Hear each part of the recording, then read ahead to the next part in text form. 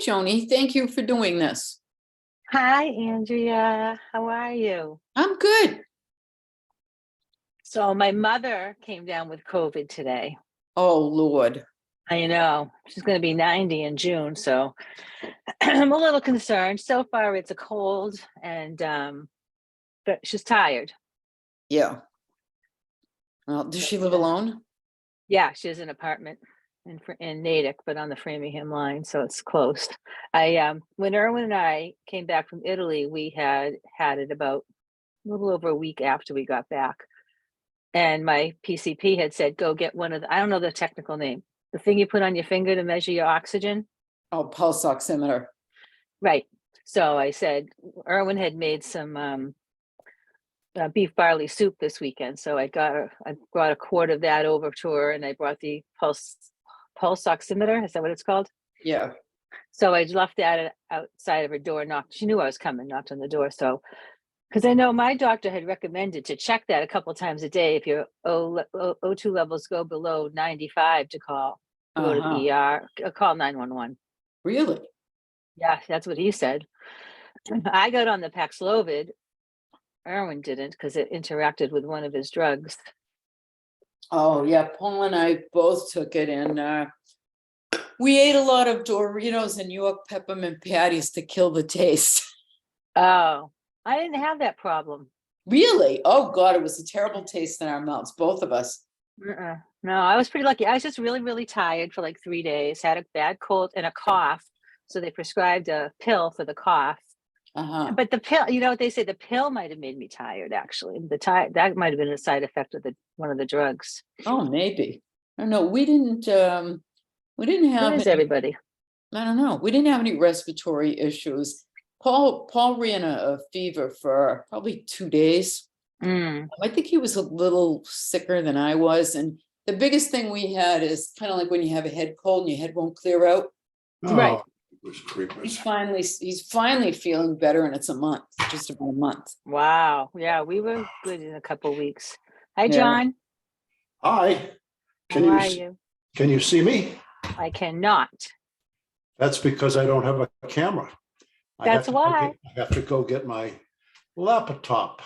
Well, you know what? I'm going to ask people to turn their video and audio off during this anyway, because I think the Lightroom program will run quicker if we use less bandwidth. Okay. So if and for the few minutes right now that we're logging in and saying hi, I don't think it's probably worth too much of your effort. Okay. And this way you don't have to get all prettied up, John. Well, that's a good thing. I didn't start early enough. You didn't have hair and makeup come in? Makeup, and I have a special wig for TV performances. So. It's like this time of night is usually when I'm looking my absolute crappiest, unless I make an effort. But I had a woman I met at the workshop I went to come over today, and we shot some flowers. So when she left, it was like the bra came off, anything that was making me look good came off, and it's just me now. Well, at first I said to my husband, I don't really have to get dressed for this. I can just put on a nice sweater, make sure my hair and makeup, my hair and makeup looks good. I could keep my pajama on because I didn't end up taking a shower today, as it turns out. Absolutely. And he laughed at me. Well, then of course, I had to take a ride to my mother's house. So that I was, I had to get dressed then. You can do that in sweatpants though. How's mom doing? Tired, a little tired, but okay. I got her the pulsometer. I brought that over to her, and Erwin had made, I was telling you, Erwin had made some beef barley soup this weekend. So I had a quart of that I brought to her too. There you go. Good. He's going to make chicken soup now. Well, I have some in the freezer, and she said she went grocery shopping Saturday. So she has stuff in the house right now. Maybe over the weekend we'll have to bring her stuff. I don't know. So, Joni, you said your mother's not doing well? She tested positive for COVID today, and she's going to be 90 in June. Right now, she's doing okay. She's tired, and she's got a cold. She's had a cold off and on since before Christmas, but she kept testing, and this is the first. She was testing every 2 or 3 days, And she tested yesterday. I talked to her yesterday. She goes, no, I tested, I'm negative. So, Joni, for New Year's Eve, I invited 9 people over. 4 of them canceled because they had COVID. So I'm just saying it's really rampant. It is, I think, and maybe because everyone saw each other over the holidays with family and friends and stuff, maybe that's ticking it up a little bit. I started wearing a mask again. Yeah, she had too. She Yeah. had been wearing a mask out too, so. And actually we did too. We were, but we still went out to dinner sometimes, but if I go to the stores or anywhere else, I wear a mask. Hi, Beth. Hi. Happy New Year, honey. Hi, Nanda. Thank you, you too. And was Greg joining? No, just you, No, right? I'm trying to figure out why my AirPods aren't connecting to the computer. That's frustrating. It happens 9 times out of 10. Is your phone close by? Maybe it's hooked up to your phone, but and you're on your, so you can go up to your Bluetooth on the toolbar at the Yeah. top of your screen and Yeah, click it's on it on. and Oh, all wait. right. And I just, We have a good group of people that signed up for this, like 27, 28 people. Yeah, thanks for doing this, Joni. This is great. A lot of time you're going to put into it. Well, I hope it's worth it. I think it will be. Oh, I yeah. think it will be. I probably have 5 weeks, like completely prepared and outlines for the rest of them. I mean, I don't have to have them all done by tonight, Oh, come on. No. Okay. Joni, a quick question before you start. Sure, I'm going to give it another couple minutes. Sure. I'm going to submit it for in 8 days from now, the image study. I've never done one before. Do you submit before or after post-processing? Your choice. Okay. What do you want to get out of the image study? What do you want to get out of the club kind of chimes in as well as the person leading it. But I've seen it done both ways. Which do you recommend? It's really up to you. What do you want to get out of it? I want to know how I can make the picture look as good as I possibly can. My guess is if I modify the picture, then it's harder for people to know what I started with. I agree. I think you probably want to give a raw image if possible. Yes. Hello, everybody. Hi, Leo. Happy New Year, everybody. I'll say it again one more time. Happy New Year. Happy New Year. Deb, how you feeling? Oh, your audio must be off. I just jumped from another meeting. Better finally. Busy girl. I was just telling my mom got tested positive today. Took a long time though. Because she's a busy lady. I give her a lot of credit. Yeah, Joni, does she have underlying conditions? Not really. I mean, she's 90. She's going to be 90 in June. That's obviously a concern. She does have, she's had some diabetes, but she's lost some weight and her medication has been lowered considerably lately. So, Joni, my understanding is that the issue is for diabetes is typically most type 2 diabetics are overweight. It's the overweight portion that's the issue. Right. It's not the diabetes. The second thing to say is when there's underlying conditions, what the doctor will typically do, if you call immediately, is put that person on Paxlovid. He didn't, and I suspect because of the rebound cases have been more of a concern lately, I believe. Yeah. I didn't ask her why. She did talk to the doctor today, and he didn't put her on the Paxlovid. When my husband and I had it, I was on the Paxlovid. He couldn't take it because of one of his medications. They didn't recommend he take it. So we need to remember that the Paxlovid was really developed for unvaccinated people over 50. I didn't realize for that. vaccinated people. And of course, it's an off-label use, but they don't even know how valuable it is. But if you find yourself in that position like we did, and the doctor said, take it, I went looking for it. Right. Right. Yeah. I didn't take it and I didn't feel sick either. So oh, a good. little sluggish. Yeah. I didn't take it either. They gave me a prescription and I chose to forget about it Yeah. because I didn't feel Um, sick. So I'm gonna sort of start the meeting. I'm gonna go over some ground rules a little bit. Frank, I'm gonna close down my thing so you can let people in. Okay. I've got it. I am gonna ask everybody to turn off their mics and turn off their video. I think that I'm concerned that Lightroom can get slow sometimes. And I think that if your mics and videos are turned off, our bandwidth will be better. I can turn mine off too, although I'm speaking right now. So I'll turn it off when I switch over to sharing screen. There is a chat function. I'm going to ask any questions that you have to put in the chat, and Frank has been kind enough to monitor chat for me. And like we do with many of our presentations in Gateway, he will find an appropriate time to kind of jump in while we're still on the topic, hopefully. And let me know through chat too if I'm going too fast. When I get nervous, I tend to speak faster, and I speak fast, I think, to begin with. So please just let Frank know, and he'll say, "Hey, Joni, slow it down a little." And I will try. There's more than one way to do anything in any of these software programs, including Lightroom and Photoshop. I'll show you what I do, what I know, and if there's alternatives, I'll show you that. I'm aware that sometimes I'll be mentioning keyboard shortcuts, and at one point, I think I'm even going to have just a whole night, not a whole night, but I'll mix it with something else of keyboard shortcuts and tips on that to work a little quicker and more efficiently when you're editing.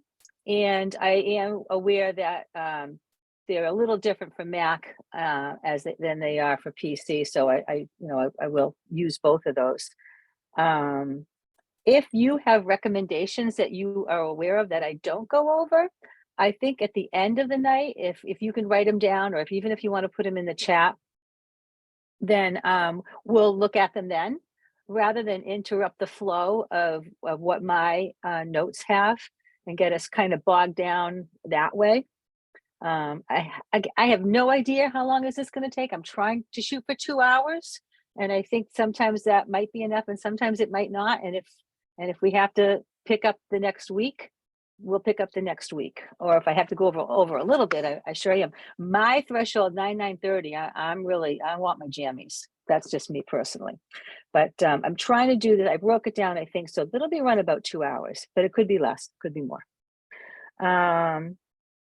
And any questions that I can answer tonight, obviously I will, and there will be times, because I'm not 100% expert, I'm no Tim Gray, that I may need to research the questions and get back to you next week. Because the meetings are being recorded, if you're not there the next week, you'll get the answer next week. And we'll start the week off like next week with any questions I couldn't answer tonight. So Charlene has graciously made an email list for us. So this week I sent out the link for the SIG to everyone in the club, in case there were a few people that had forgotten to let me know, and there were, it turns out, so I was glad I did that. But I don't want to send out the link every single week to the whole club. So Charlene has made what's called a Lightroom SIG email list, and I'll show it to you when I share the screen. So if you want to email everybody in the SIG about something maybe you found out or you realized or would be helpful or have a question, when you go to the Gateway website and you go to organization, email members, one of the checkboxes will be Lightroom SIG, and every time everybody that's told me they want to be in the SIG is on that list, and I can add or take off names of editing permissions for that. So after this meeting, either tonight or tomorrow, I'll send out the video link and the notes that I've got taken, so that you can take this. I mean, the video link will be up there for a week or two, just like our meetings, but you can also download it and keep it and watch it over and over again if you want. If you have questions, I'll email my cell phone. You can always call, email, or text me if something, especially if you didn't come that week for some reason, you're just watching the video and something occurs to you and it's something real quick that, maybe not everybody needs. Certainly, I'm always open and available to you. So with that, everyone's video looks like they're off. Any questions right now, real quick, before I get started and share screen? Okay, I'll Sure. be monitoring chat throughout the session. So if you Okay. have a question from here on, just put it in chat and we'll get it to Joni. Okay. So I'm going to share my screen.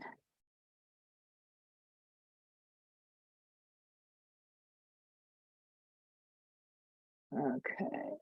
Can you see a picture of the catalog? A catalog, a old fashioned.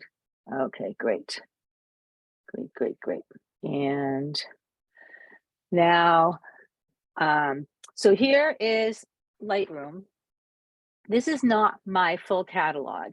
What I've done is created a catalog just for this SIG. If you are in a position, and it happens, and I've been there, where your catalog is so messed up, you just want to start from scratch. You can create as many catalogs as you want. You don't have to have one catalog. There are people who will create a catalog for every shoot, a catalog for each year, a catalog for maybe a topic, or maybe a catalog for a project that they're doing. If you want to create a new catalog, the top menu bar up here, Lightroom Classic, File, New Catalog. And you'll get a dialog box that opens up. You can name this whatever you want. I'm going to call it blank Lightroom Catalog for my LrC. And you can navigate in your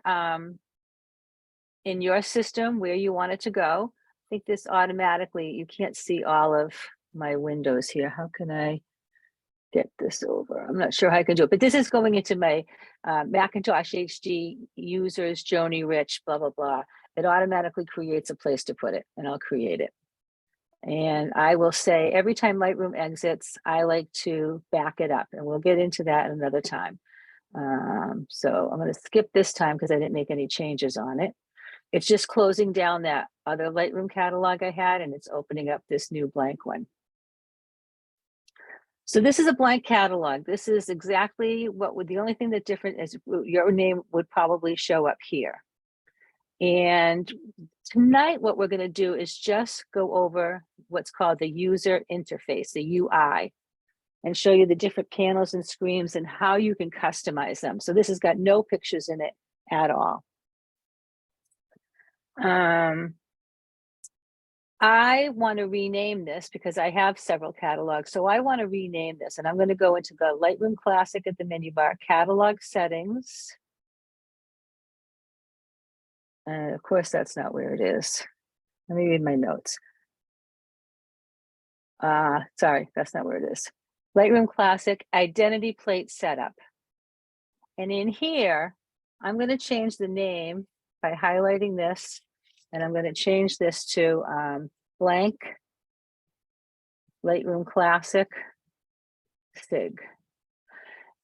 I'm not going to do it all, but you can also change the font, the size of it. You can personalize and customize. But right now, I just really want to change it. So every time I open this, I know which catalog I'm in.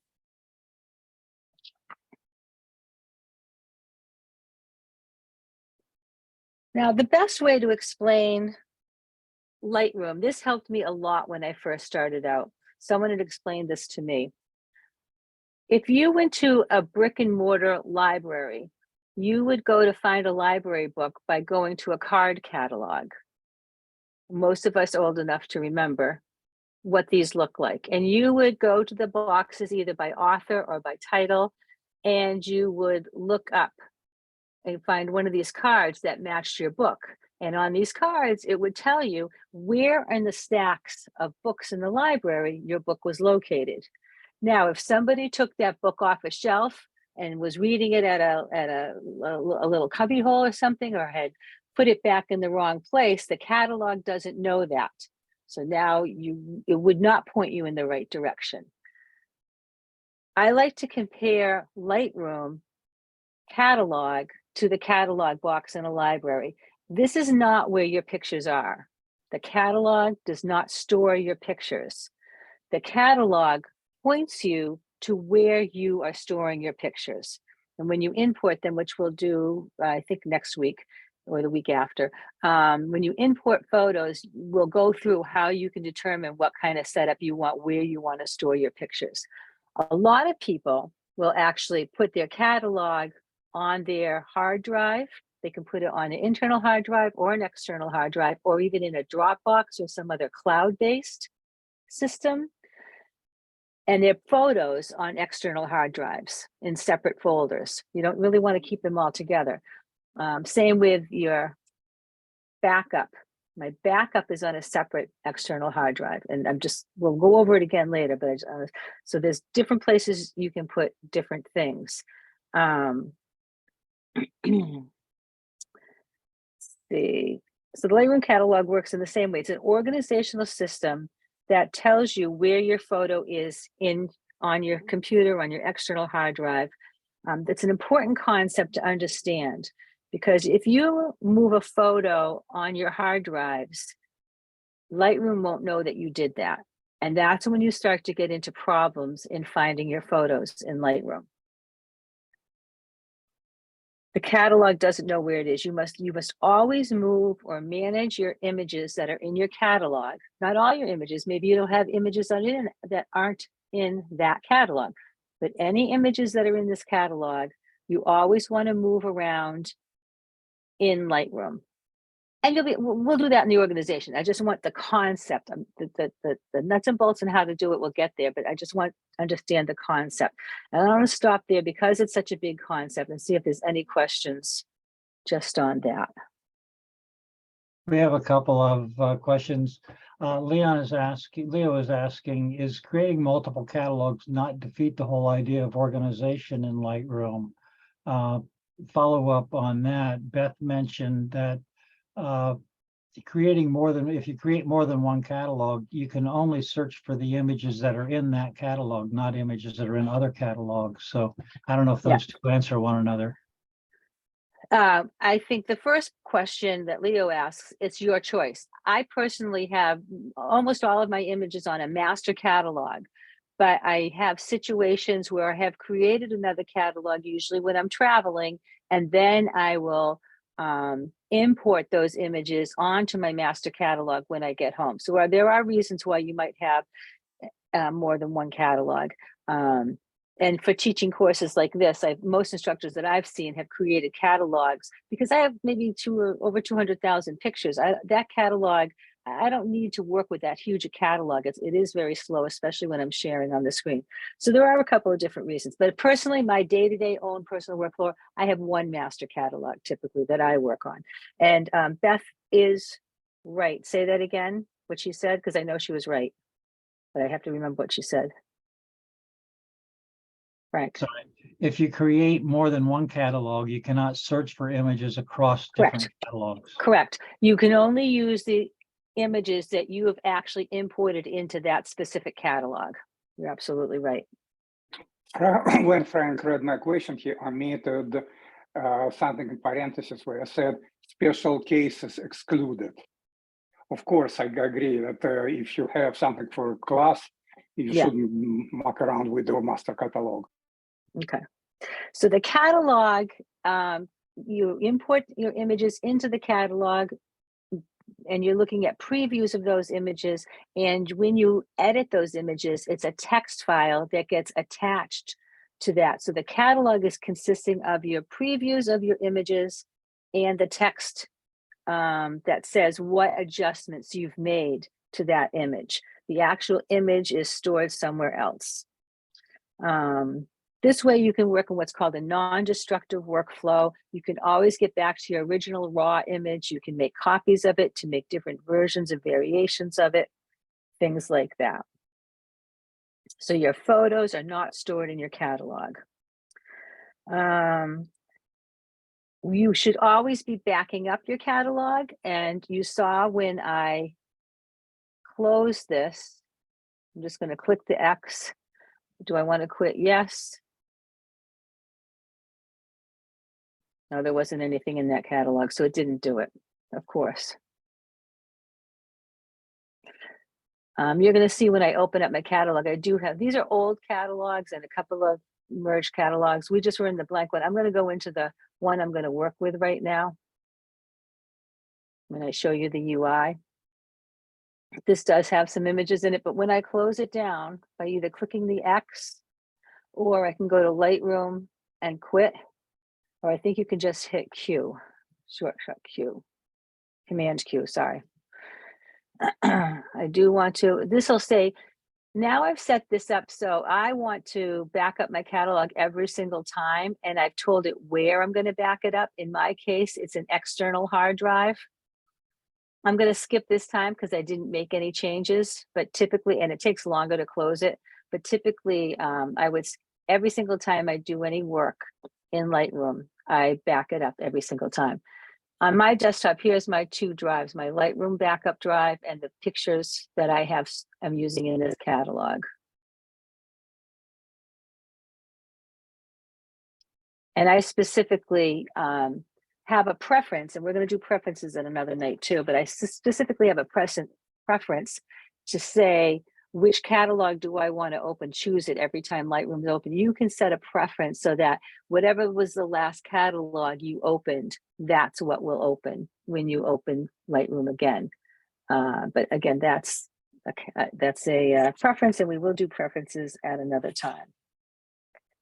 Even if you decide to keep your catalog in a cloud-based system like Dropbox, you still want to back it up even somewhere else. It will save you if you ever have anything fail or you lose something. If you don't know where your catalog is, if you go up to the top menu, the Lightroom Classic, and go to Catalog Settings, in this information dialog box, there's a show button. And if you click on that, it will show you where you put it. And again, I know mine is in, you got to change your whole view system. It's in my master catalog. It's in Lightroom SIG. It's in, I think it's like, it's my hard drive, users, Joni Rich, pictures. So a whole system, but you can find it on your hard drive by hitting the show button. And this is where you will set in the catalog settings, Lightroom catalog settings. This is where you'll set how often do you want to back up Lightroom when you close it. Never once a month, once a week, whenever you exit, every time it exits. Any questions, Frank?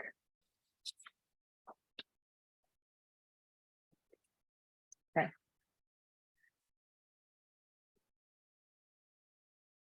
Okay, so let's take a look around the user interface. There's 4 basic panels. There's the top, there's a left side panel, there's the top panel, the right panel, and the bottom panel with the film strip in it.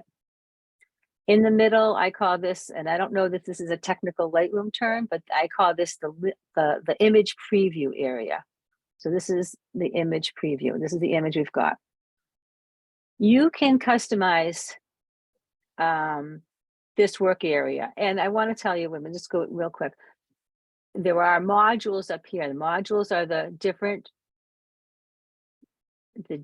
things that Lightroom does. The library is your organization of your pictures. The develop module is where you edit. Map is, you can see where all of your images were taken on a GPS, on a map, if your camera has GPS. Book is for printing books. Slideshow is for making slideshow. Print is for printing photographs on your printer. Web is to make a website. And the cloud is to sync your images into Lightroom Classic. Lightroom Creative Cloud, Lightroom CC. We're working in Lightroom Classic. That's the original Lightroom. A few years ago, they split it up and did Lightroom Creative Cloud. The cloud is where images are stored on the internet, on your mobile app, which could be on your iPhone or a tablet. And the way that you get images there, again, we'll do a SIG on this. The way that you do images there is through your collections. Each of these modules may have different menu items at the top of your screen. In the library menu, in the library module, we have the file, edit, library, photo, metadata. Metadata goes away and something else goes away, and we have settings when we're in the develop module, which you didn't have in the library module. So your menu can change, just be aware of that based on which module you're in. These arrows, right now, they're all solid. If you look at them, if you right click on the arrow, you have some choices on if you want this toolbar to be open all the time, hide it all the time, manually open it and close it. And you can actually sync with the opposite side, the top to the bottom can sync. Whatever you have the top set at the bottom will set up. If you have auto and hide, what happens is, do you see how my mouse comes down? Those modules and the top goes away. If I bring it back up, it comes back automatically. All four of these panels can do that. And if you don't need the information in that particular panel, it gives you more real estate to look at your picture. So you can do that for all four sides. If I right click and I do auto hide, look how this triangle turned into dots instead of solid. When it's solid, you can click on it and hide it manually. And when it's dots, you hover over, and now my left navigation, my left panel opens up. I get away from it and it goes away. So your workflow is whatever you feel comfortable with. Now, if I've got all of my panels hidden, right click, Joni, there you go. And this one down here. So now I've got nothing, but I want something. I can just click on it and then it stays there permanently, and I click on it again and it goes away. Or if I'm in the library module and I know I want to go to develop, because the two modules that you're going to use most often are library for organizing and viewing and finding your pictures, and development for editing your pictures. The keyboard shortcut to get to develop module is just hit the D key. So now I'm in develop. Now you notice my panels appeared, my left and right panels appeared. Each module can be customized to how you want your panels to appear. So maybe in my library panel, I want this open all the time because I don't want to remember my keyboard shortcuts. So I keep it that way. But in my develop module, I really don't need that. So I change it. This is something that is a little bit of homework for you. This week, you can open your catalog and start playing with these after you watch the video, read my notes, and see, well, what do I need open all the time? What do I use all the time? Do I want more real estate to look at my images? And I'm going to keep them open all the time for all my modules. Okay, that one's not on. Okay, so they all should be solid now. Any questions there, Frank?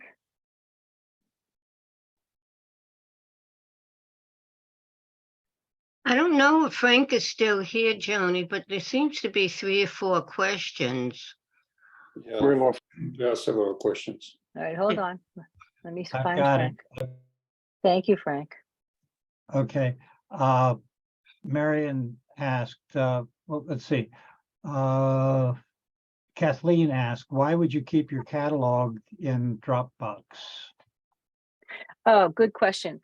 You might want to keep it in Dropbox if you travel a lot and you don't want to move your catalog from your internal hard drive to your external hard drive and move it back and forth, or keep it on an external hard drive where it could get damaged. So you might want to put it in a Dropbox folder so that wherever you are, you can always access your master catalog, because that's a cloud-based platform. Okay, and Mark had asked the question, if you back up a catalog each time, how do you keep track of them? Good question. You really only need the last 1 or 2 backups. I'm going to open up my external hard drive. Here's all my backups that I've made back to September of last year. You really only need the last two. You can actually go into here and shift click and delete the rest of those. Oops. So if that, the only reason you want this is if you need, if your catalog crashes or the hard drive that your catalog is on crashes and you lose your catalog, you can use this folder to back it up. Did that Okay. answer the question? Yeah, and then another question was, when you start a new catalog, is it when you have imported it to Lightroom? I believe we answered that one. Say it again. When you start a new catalog. When you start a new catalog, is it when you have imported into Lightroom? No, you can do a new catalog. Like that first one I did before was a blank catalog that I started earlier. So when you create a new catalog, you have not imported any pictures yet. It's a blank slate. You need to start importing pictures in order to use the catalog. Does that make sense? Anything else? Yeah, I think we're caught up. Okay. So like I said a little while ago, these at the top of the screen, the menu items up here, obviously, if you hover over them, there's a whole bunch of choices in each one. You can go through them. You can see some of them have on the right side, these what are called the keyboard shortcuts are listed for certain things on the right side, not for everything. I don't tend to use these menus a lot because there's so many other ways to do it, but whether it's a keyboard shortcut or a lot of times I could right click what I want to do and get to the same thing. For example, real quick, we're not going to, if I'm in the develop module and I want to edit this photo, I want to take it into Photoshop or any other plug-in software, you could go to the edit menu. Excuse me, you can go to the photo menu and you can edit in and you can go to the software program you want to edit in. I don't tend to do all that. I tend to just right click and I see edit in. And I'm sure there's other ways to do it that I'm not even aware, but I just tend to right click. I work with a tablet. And even if you work with your mouse, it's easier if I can, my left hand I use for keyboards and my right hand I use for navigating. So oftentimes the right click on my pen tool is the easiest, or your mouse is the easiest way to do it. So maybe you want to look for something and see what's up here. But I have to say, I don't tend to use this menu system a whole lot. But it is up there for you to, and it does change based on the module. Okay. Joni, we have another quick question on catalogs. Yep. Can you name your catalog with the same name as folders on the hard drive, or does that conflict with finding them? Well, so your folders, I'm not sure what's in your folders. That I wouldn't say you name it after the same as your folders. You've got one catalog that you're going to have a whole bunch of folders in there. So which one would you pick? Like in this case, I have a folder, a hard drive, that's images that were taken between 2018 and 2021. Now this hard drive has 2.5 terabytes out of 4 terabytes of images. I did not import all those images. You can see I just imported one shoot that I did in 2021. So if I named my catalog whatever this hard drive or whatever this folder is, that doesn't make sense to me.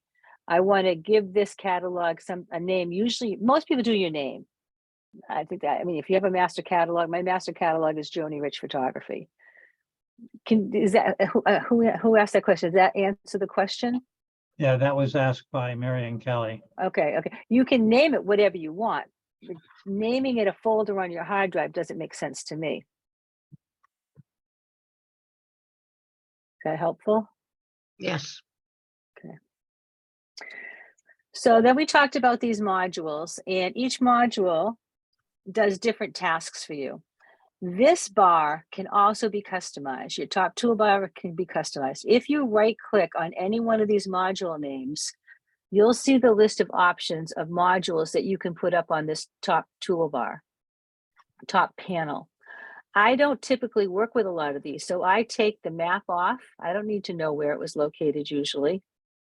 And you just go right click and unclick. I don't print here from here. I don't print books from here.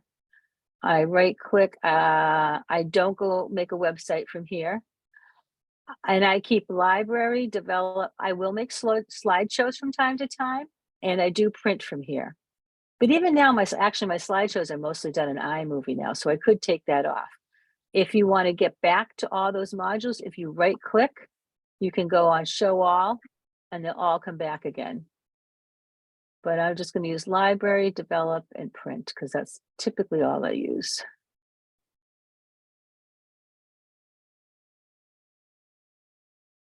And I told you, you could change the fonts and the size of these when you're in edit identity plate setup, that identity plate setup where we change the name here. The left panel, I'm going to collapse all the folders. You can see all of these are closed folders, and the solid arrow next to navigator, this is always there. You can open and close it. It shows you a preview of your picture. I typically don't keep it open. You can choose how much, again, what real estate this takes up. I don't find this helpful. I keep it in fit 100%. And then I want to see whatever it takes to see the whole picture.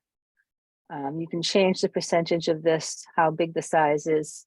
I want to see as much of the picture in there without cutting off any of the image, because I don't want to miss anything when I'm editing. But you can customize this to what suits your needs. Same like we did with the arrows on the side of the edge panels. All of these arrows can also be customized. So if I right click on any one of these, you can see what your options are. There's a catalog, folders, collections, published services. And this is, you can expand all if they're not all expanded. This is something interesting. And I click this for all of my panels, solo mode. Solo mode means, and I'll take it off so you can show the difference. If I've got the catalog in the panel, and then my folders are open, then my collections are open. See how they all stay open? And I have to all close them manually. I have in my master catalog probably 50 or 100 collections, so that goes down very low. And my folders, if I have all my hard drives in, this goes down very long. And if I have them all open, expand all the time, you're scrolling down and scrolling down to get to where you want to go. Instead, I choose to go solo mode.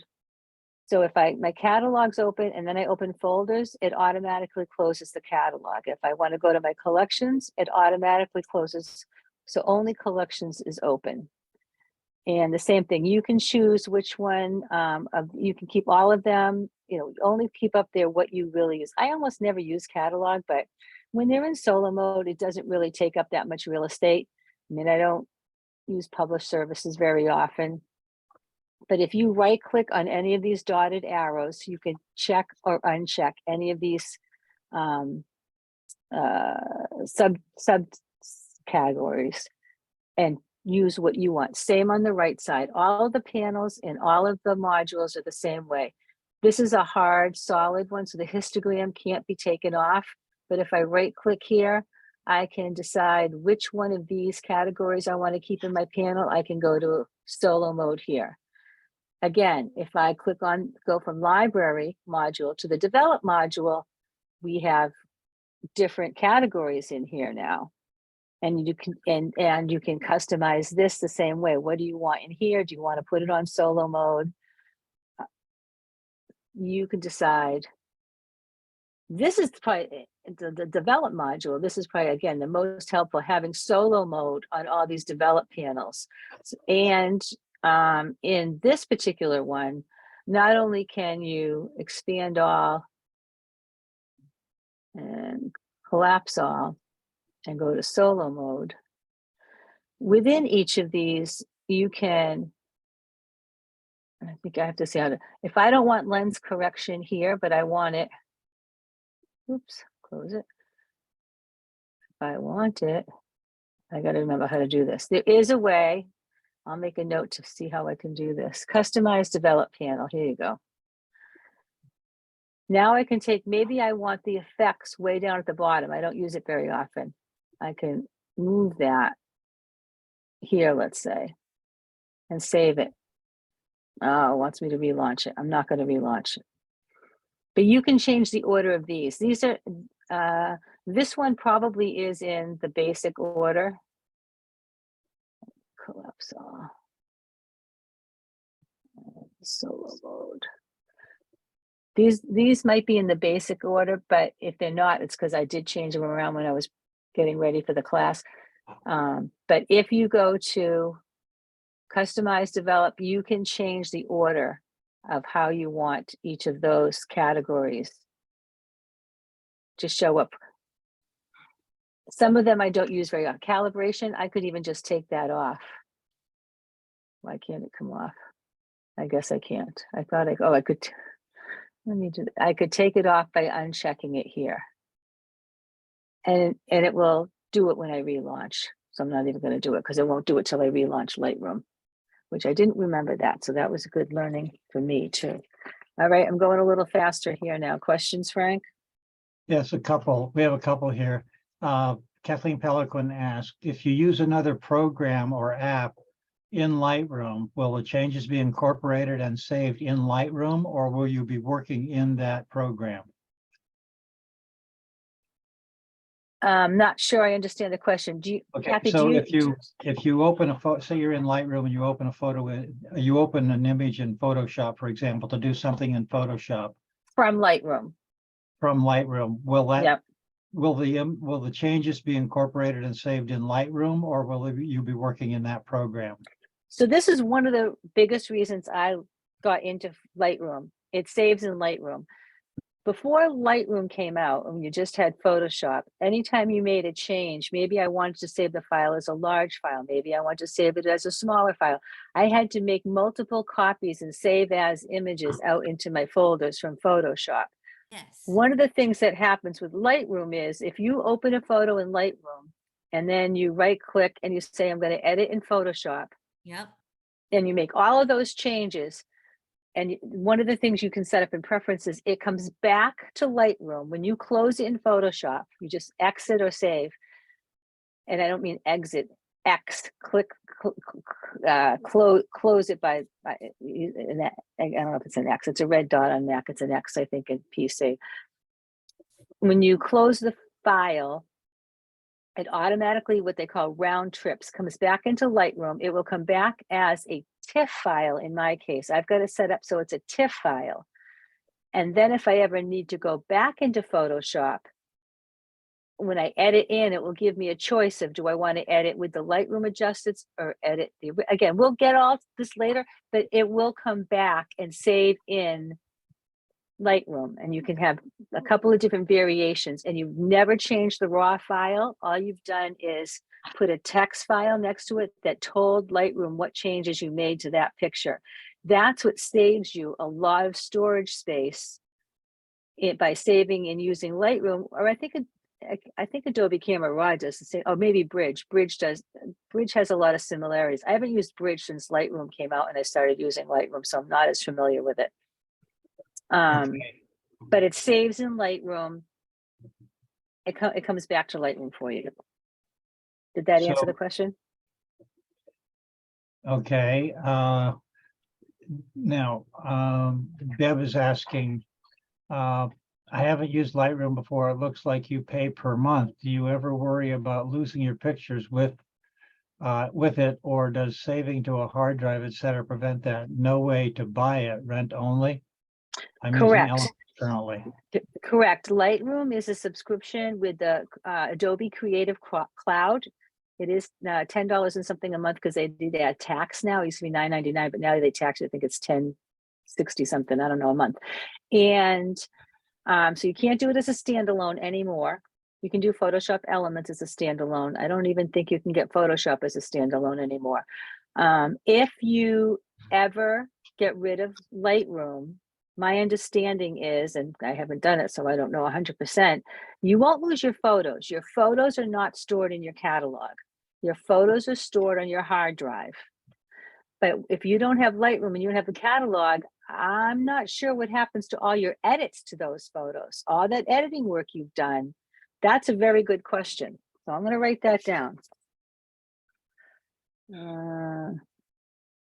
I think you lose the subscription, sorry, you lose the updates to the program.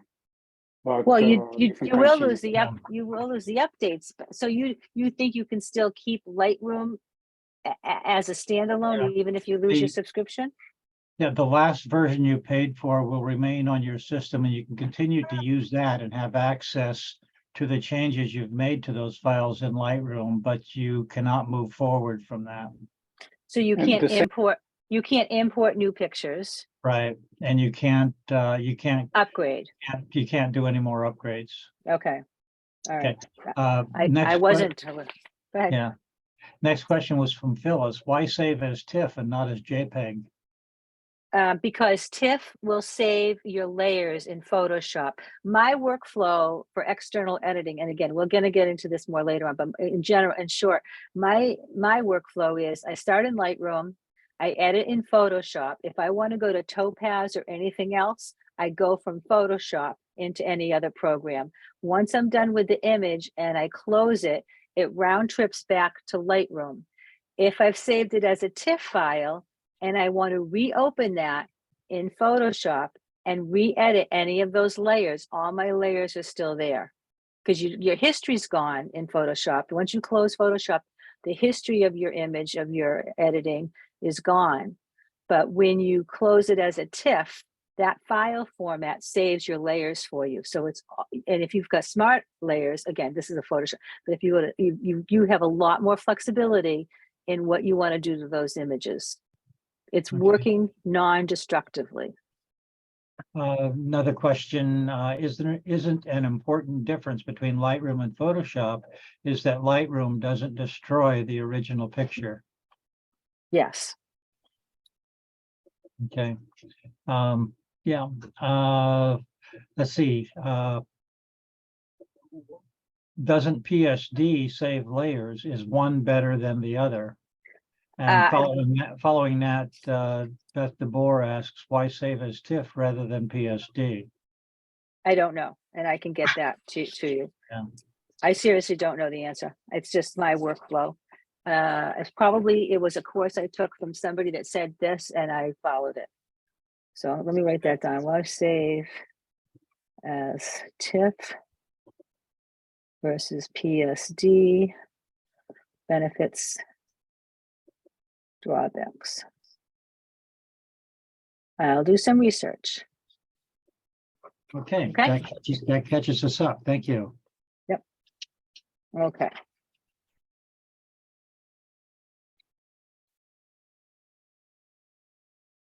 Now I got to figure out which where I am in my notes. Give me 1 second, please. You can see while you're doing that, we have a comment from Paul saying that PSD is an Adobe proprietary format where TIFF is an ISO standard format readable by any other non-Adobe application. Great answer. I think I knew that. I think I have heard that, and I just forgot. Thank you. Thank you, Paul. Okay, I think I did all of this. And we're still in.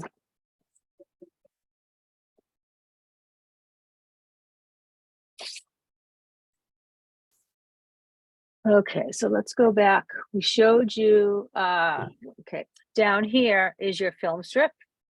And I've got to get this bar out of the way over here. And you can open and close your film strip to keep more room. And you can do the same thing. You can right click so that it's auto hide. And you can make this film strip bigger or smaller.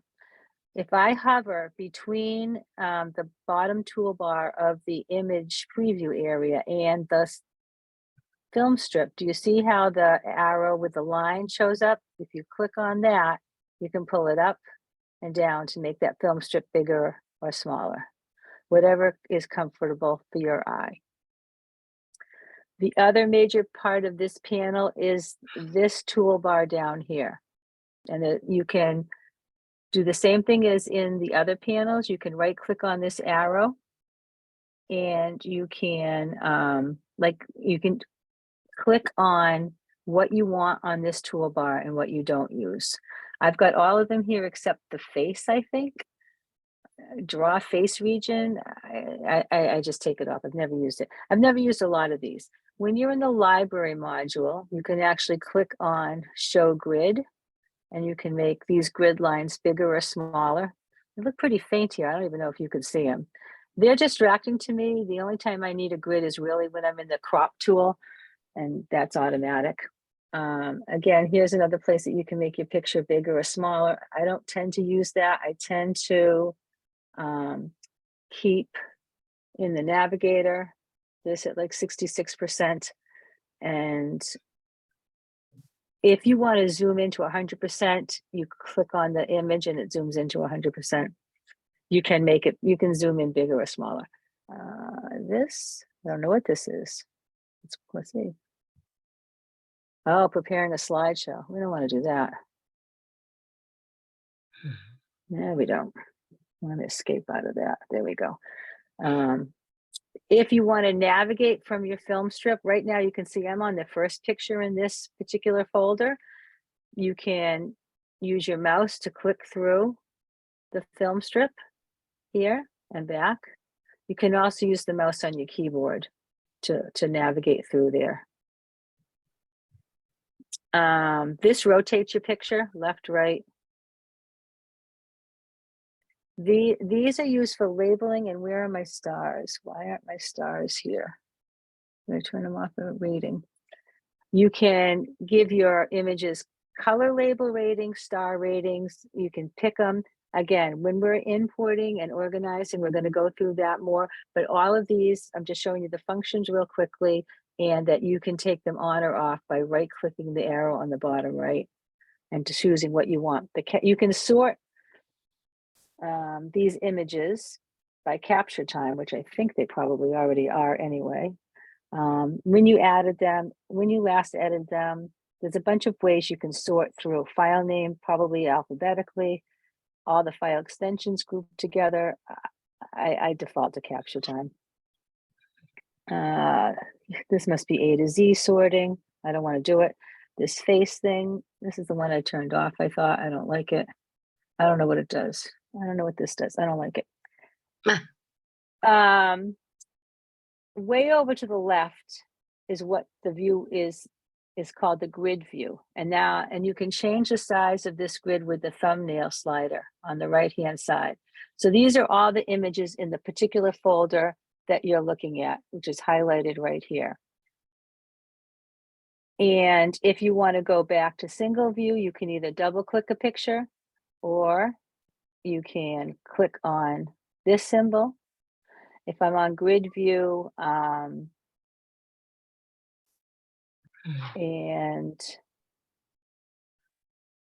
if I want to do, okay, if I'm in grid view and I want to do two pictures and I want to compare this one to this one for some reason, I shift key and highlight two of them and hit the XY. And now you compare two pictures. And if you want to compare more than two, you can just keep clicking on, shift clicking on pictures and adding them to the view if you just want to look at a few of them. Typically I'm in grid or just one picture. So that's the bottom toolbar here. Go to the library. All right, so on the left side, we've got catalog, we've got navigator. We said that shows you the preview of the image, and you can fit the size of the image within your preview area based on these settings. The catalog will show you, there'll be even more. This is a very basic right now, but all the photographs in the catalog, I have 232. None of them are synced to Lightroom Creative Cloud. I don't have a quick collection. We'll get into collections later. And the last time I imported was 232 pictures. I've only had one import, so that's all this one has. When I imported, I put them into my folder system. I have my hard drive with the images. I open up the hard drive with this right arrow and it shows me my folders. If you have an arrow next to a folder that's solid, that means there are subfolders. If the arrow next to a folder is dotted, there's no subfolder.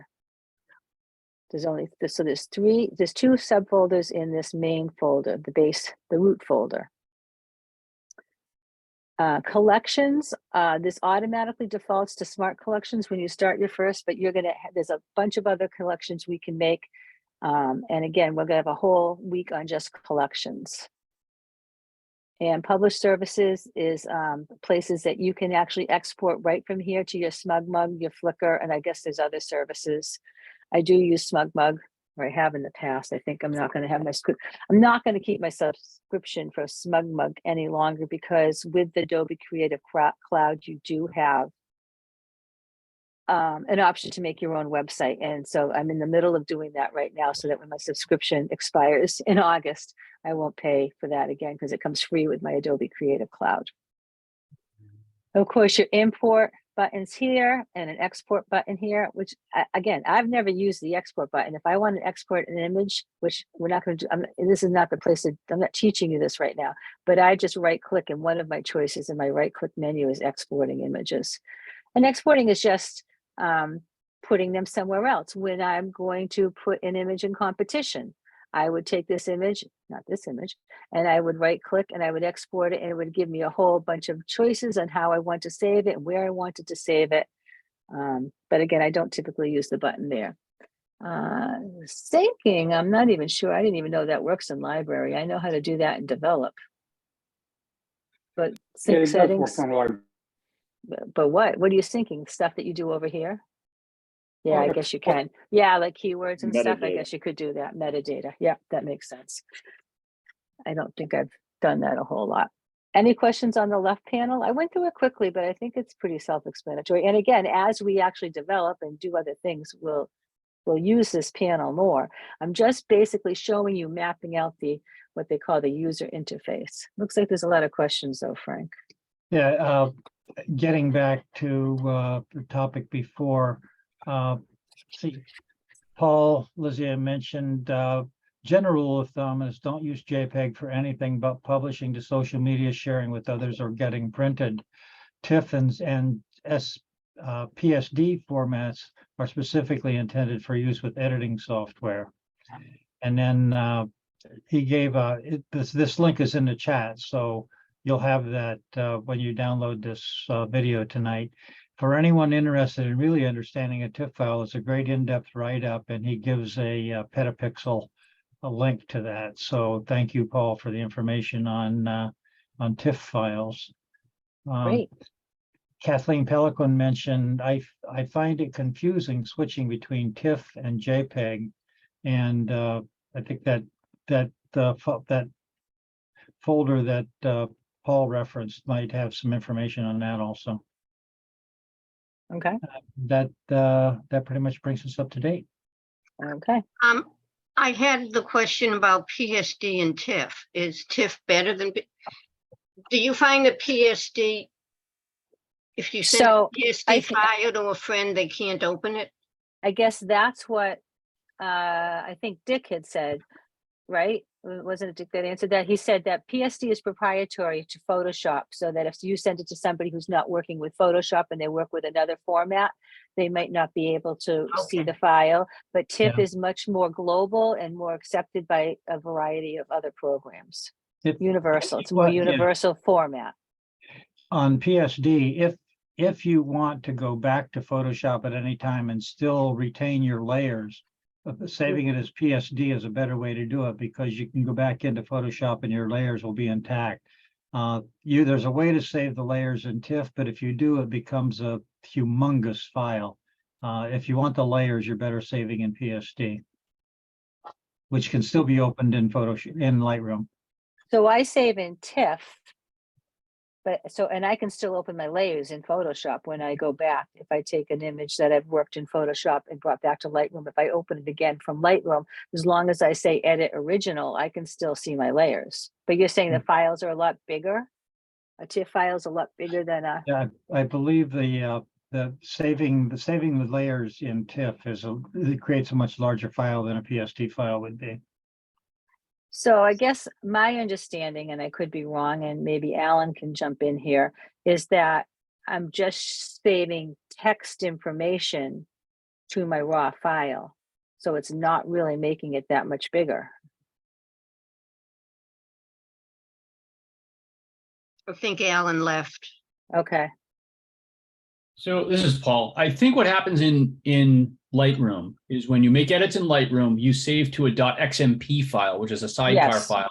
That's your Yes. text file. When you Correct. jump over to Photoshop, Photoshop is not like Lightroom. Lightroom is a non-destructive editor. Photoshop is a destructive editor. Photoshop has no knowledge of the XMP sidecar file, so that's why you end up using a TIFF, because you don't want to ruin your original raw. So you bring it into Photoshop as a TIFF. You edit it there. You can then, when you're editing there, you can either save it as a PSD or save it as a TIFF, and then bring it back to Lightroom, which can understand either of those formats as well as raw format.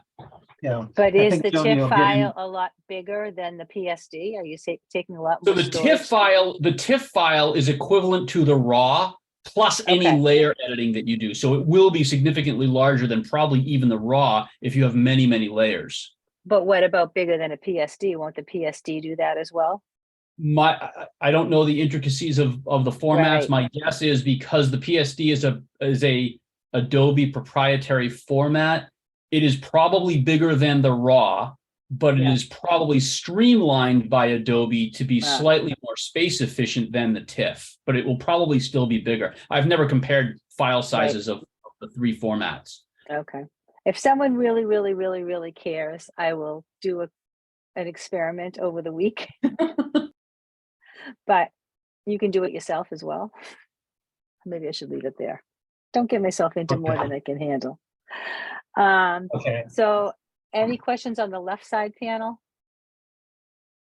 Or the bottom panel? No. The right side panel, oh, go ahead, sorry. No, I see none in chat. The right side panel is the same as we talked about. I think we already went over the solo mode and that you can take these, check or uncheck all of them.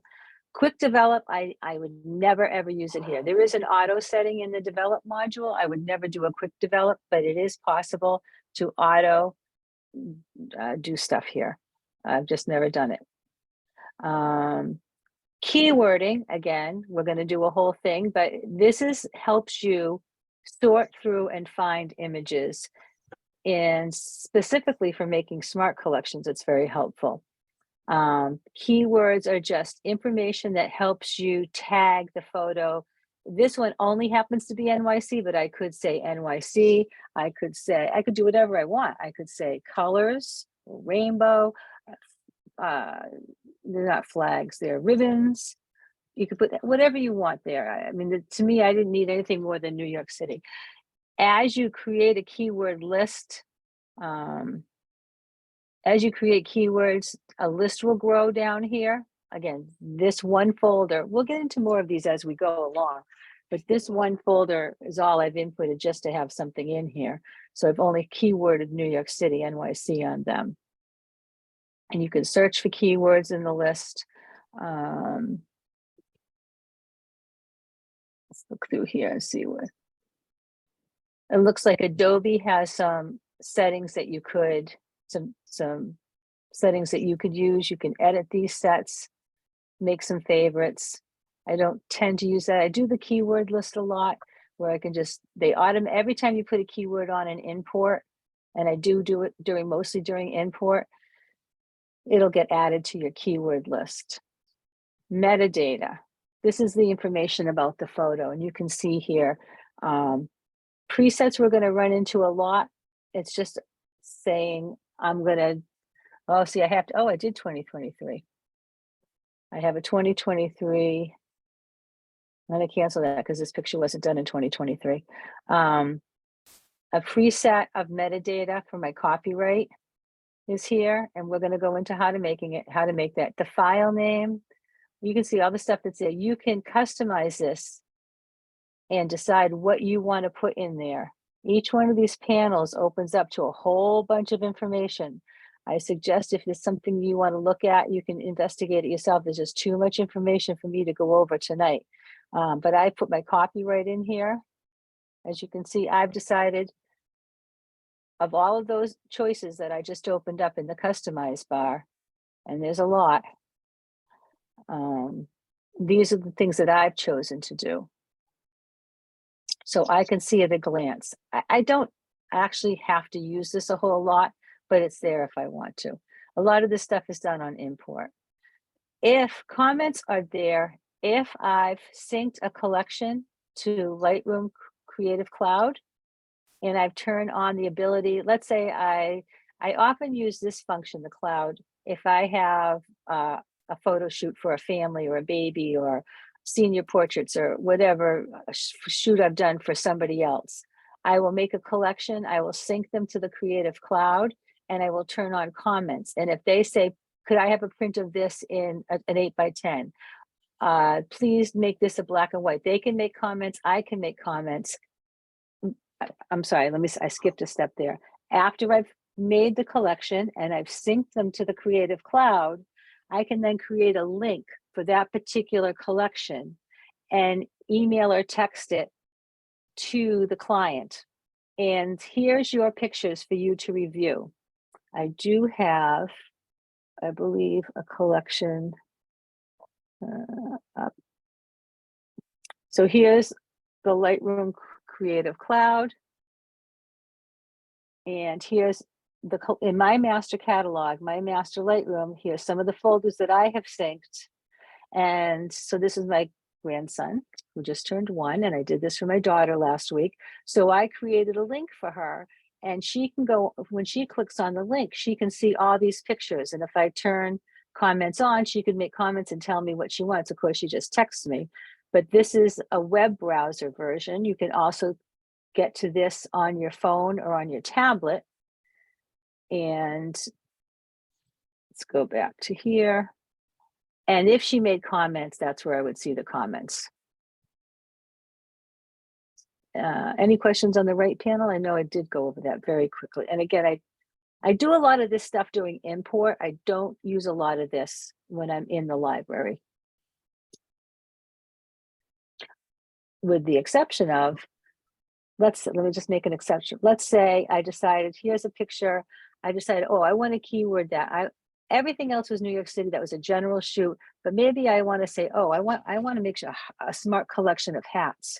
So I'm going to put a comma next to NYC, and I'm just going to put hats. And if there were 6 pictures that had hats on them, I could sync that. Is there something else I could sync here? Maybe I can do buildings. So I have this building, this is a building, that's a building, a building, a building. And I want to say all of these, comma, buildings.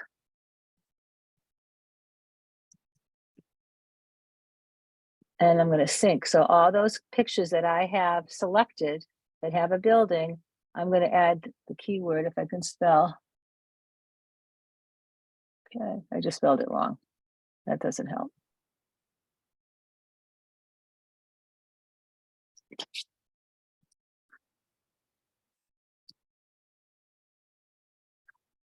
Okay. So now if I go to any of these individual pictures, no, I didn't sync them. Try it one more time. I'm hitting the command key and I'm highlighting and I'm putting the word buildings. See how buildings came up? Spelled it the right way and the wrong way. And I sync them. There we go. Now, if I go back to this picture, it should say buildings. Buildings. that didn't include that. Okay, did that make sense? So I do use that, but that's the only time I use it. If I have a general shoot that they're all this, but some of them I actually want to add a different keyword to, I can do it later on after import.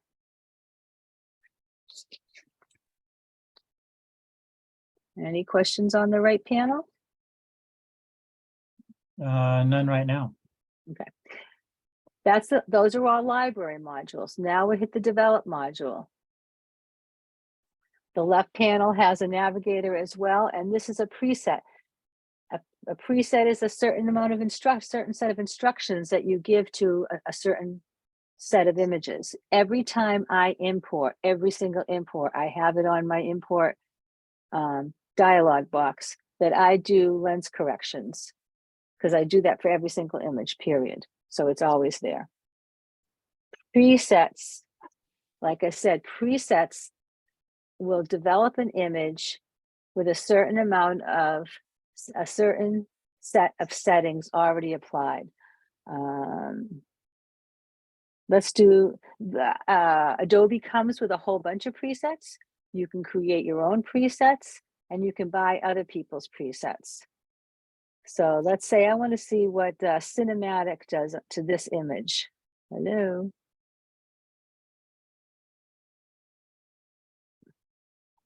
It's not doing anything. Oh, okay. So I had to, okay. There was a hard arrow there. I have to open that up. And let's see. If you scroll through these and just bring your cursor down, you can see what it does. And once you click on it, not only does it change it here, it actually changes the settings. If you look on the right panel, it'll tell you what it is, it'll show you. Let's do vintage. As I scroll through these presets, you're just previewing them. See how the image changes? But if I click on it, it applies the presets and your settings actually change. Now, this is non-destructive, right? I don't know that I want to keep that change. So I'm going to go into my history and I'm going to click back here to the original image, and those aren't applied at all. Now, if I want to, I'm going to just do a little sidebar here.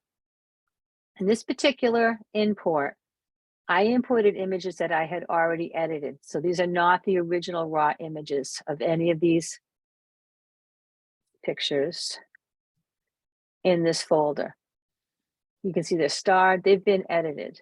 So when you look at the history panel, for me, the imports there, and all of these settings actually had been changed because I did something to them. Just so you know, when we do an import next week, you'll see the difference, that there won't be any developed settings will not apply. If I just want to go back to here, I can do that. If I don't want any of these, but I decide I want to change the white balance, all of those history just went away. All those presets that I applied are gone now because I went back to the beginning and I did something else. If I went back to the presets now and I did these again, and I did this, or I did this, now all of those changes I made to the image are in the history again. But I still just want to go back to here. I didn't really want to make those changes. Snapshots are a little bit different. And we're going to go into more detail, but basically I can go here, I can do this, I can click plus and take a snapshot, I can name it, whatever that preset was, CN, let's see what it was. We want to name it what you did to it. CN13, Cinematic Style 13.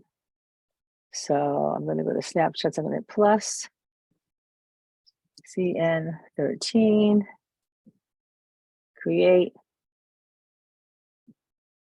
Now, no matter what I do here, what I do here, what I do wherever I am, if I make this change and I go here and do a cloudy balance, I've gotten rid of all that history, right?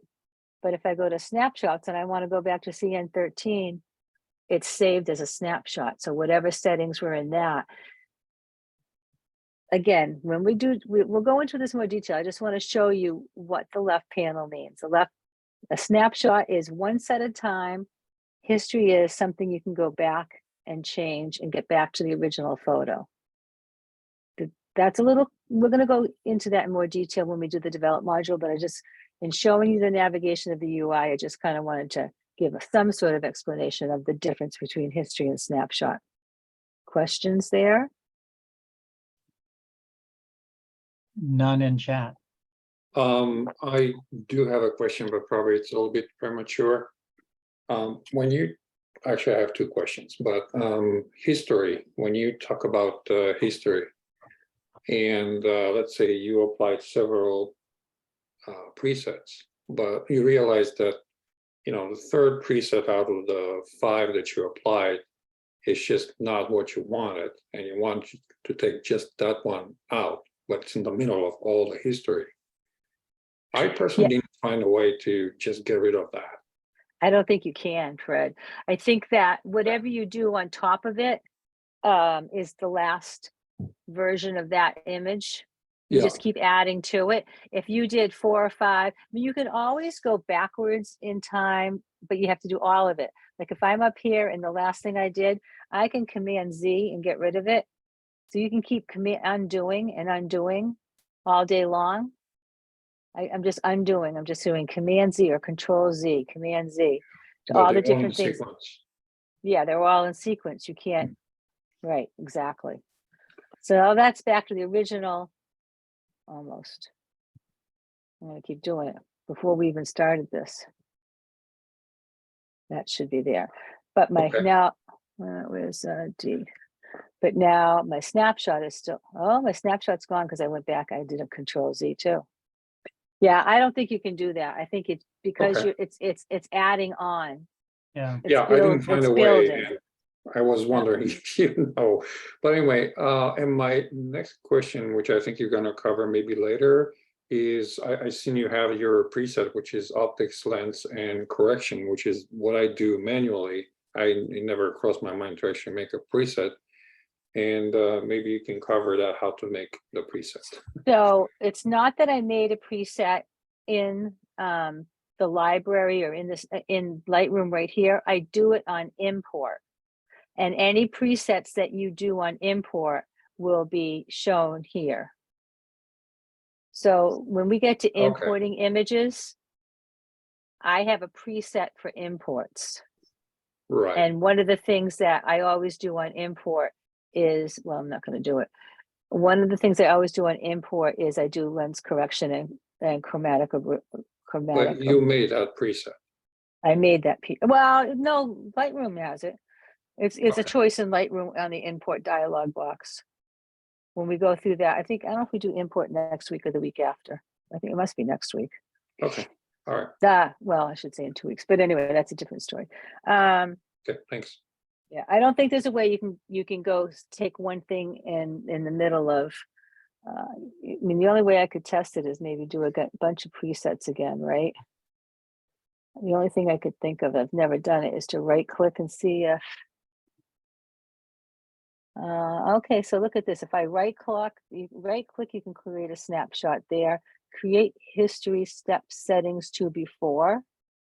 You can go back. Let's see if I go in the middle there. Create. Clear history above this step. That's the most you can do. Clear history above this step. But it's still, it's clearing everything above it, but not below it. Right. Yeah, I don't think you can take one thing out of the middle of it. Okay. We have a question from Paul saying, are presets intended to get you to a predetermined starting point for further editing, or are you intended to be the final edit? It could be either. I mean, a lot of these presets that Adobe gives you, it's a great place to start. Let's say you have like a nice black and white. You want to do something with a black and white. I think here's some black and white presets. Let's say like a really contrasty. This says punch, high contrast. Okay, so that's a good place to start. But then maybe I go, oh, that's a little bit too much. I want to bring those shadows up a little bit. I want to bring the highlights down, but I want the exposure up a little bit. And maybe I want to do a little vignette, more of a vignette. Let's say whatever.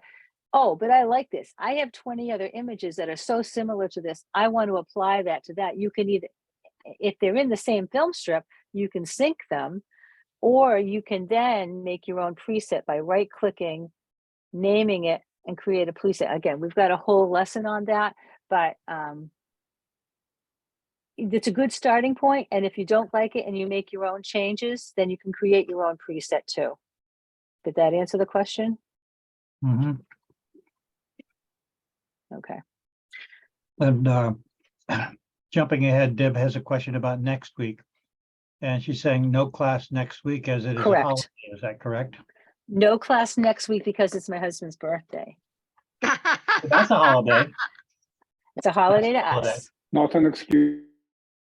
Yeah, there's 4 Mondays that I know for sure we don't have class. Next week is one of 2 weeks in April where we're going to be in Disney with the kids and grandkids. And then our anniversary in May happens to be a Monday too. So, yeah. Okay. Nothing against Martin Luther King, but I probably would have had it if it weren't for Erwin's birthday. Good for you. Okay, so that's the left side, left panel.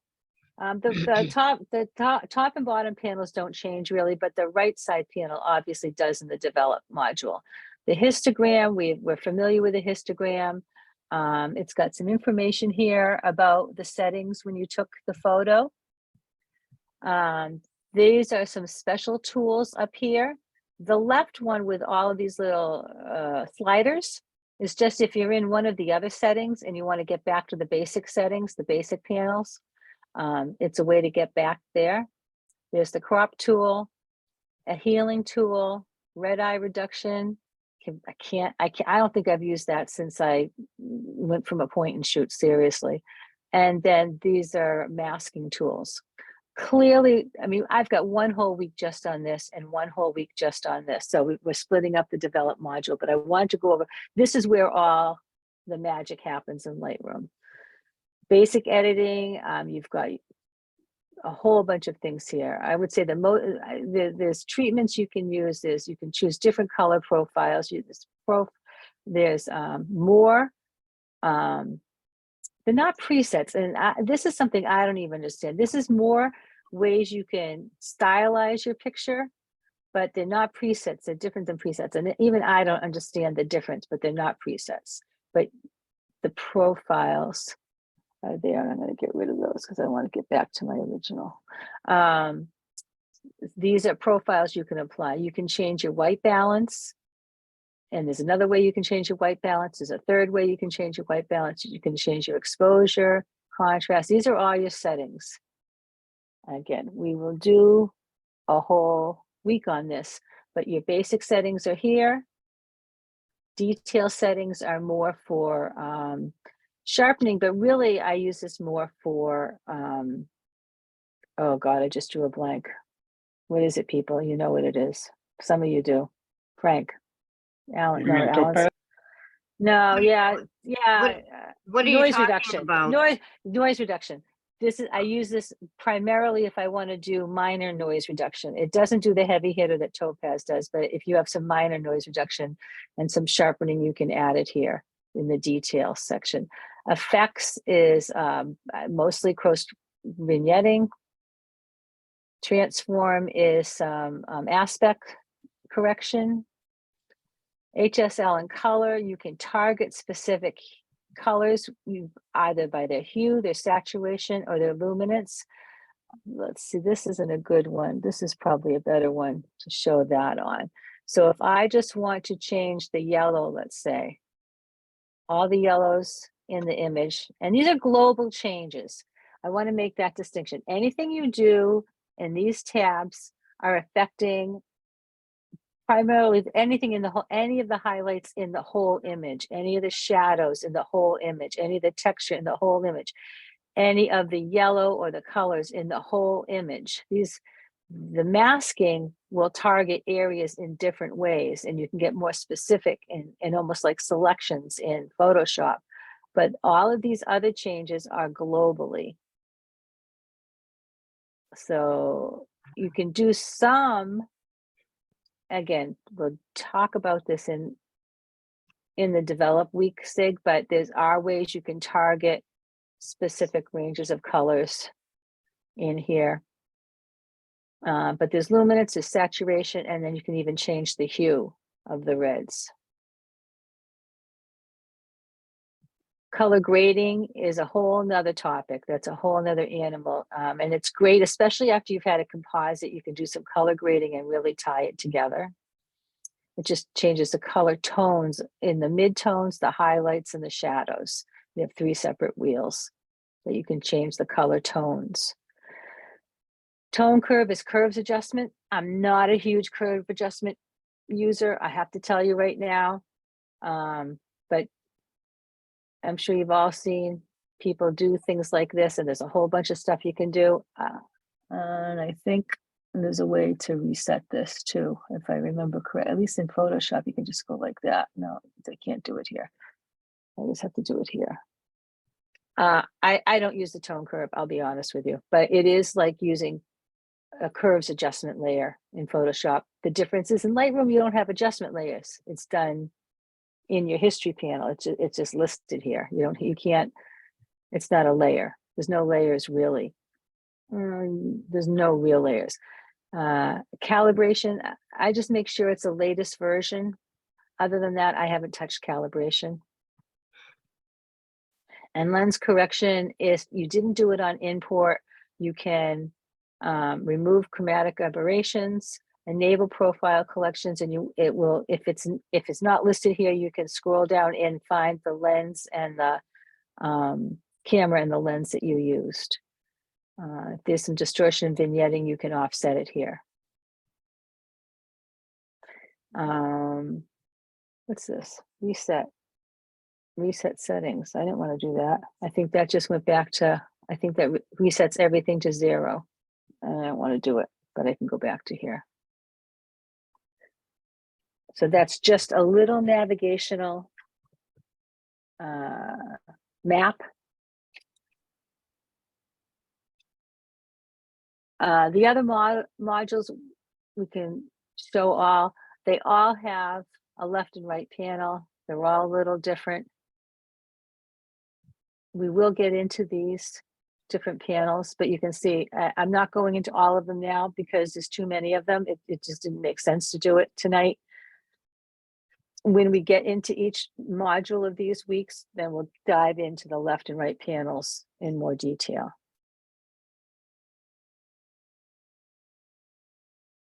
Questions? Comment, Fred Floro made a comment that red eye reduction is good for editing. If you have very old pictures where red eye was an issue, you can reopen those and correct it. Absolutely, you're right. And the red eye in Lightroom is fairly good. It's I've used it. I think it's almost as good as in Photoshop. I'll try to find a picture or make a picture with red eye, or find a picture when we get to the develop module to see how well it worked. It did, when I used it years ago, you're right, it did. It worked great. Okay, that brings us up to all of the questions in line, I believe. Well, I mean, except for, yeah, I think I'm pretty much done. I think I went through the whole user interface tonight. I have a question. I don't know if it's a beginner or you take your shots in your camera, then you take out your card and you put your card into your computer. How do you download those? I know how I do it. Right. We're going to do a whole section on that. Oh, good. I thought I missed it. No, not at all. Let me just go through my, we're going to import in 2 weeks. That's the next SIG is going to, the whole night's going to just be on importing. Yeah, so that's going to be January 23rd because we're not meeting on the 16th. Correct. Okay.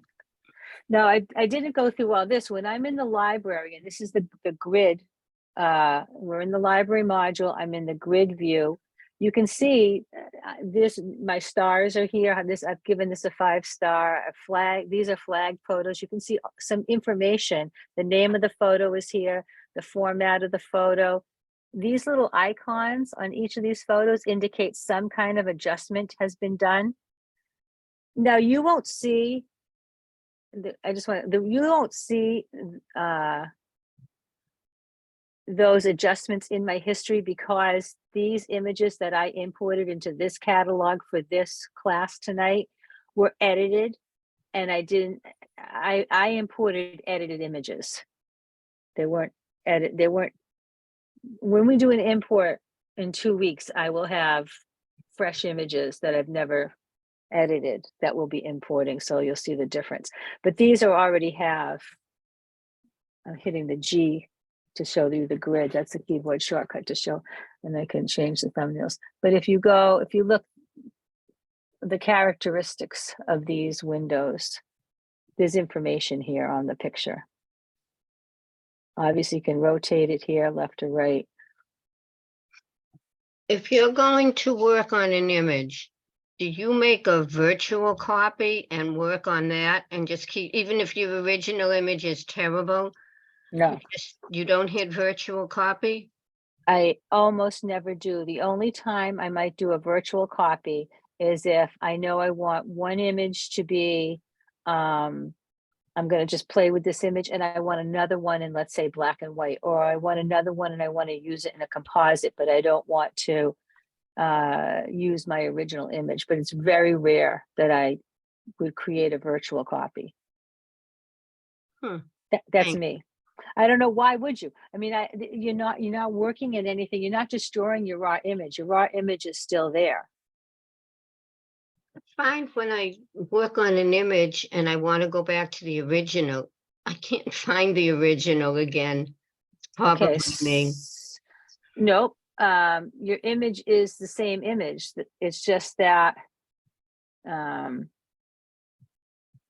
All right, this image, let's say I'm working on this image. Yeah. And I crop the whole left side out. Okay. And then I leave it. No, right up to the building where the light is, up to where, keep going to the left.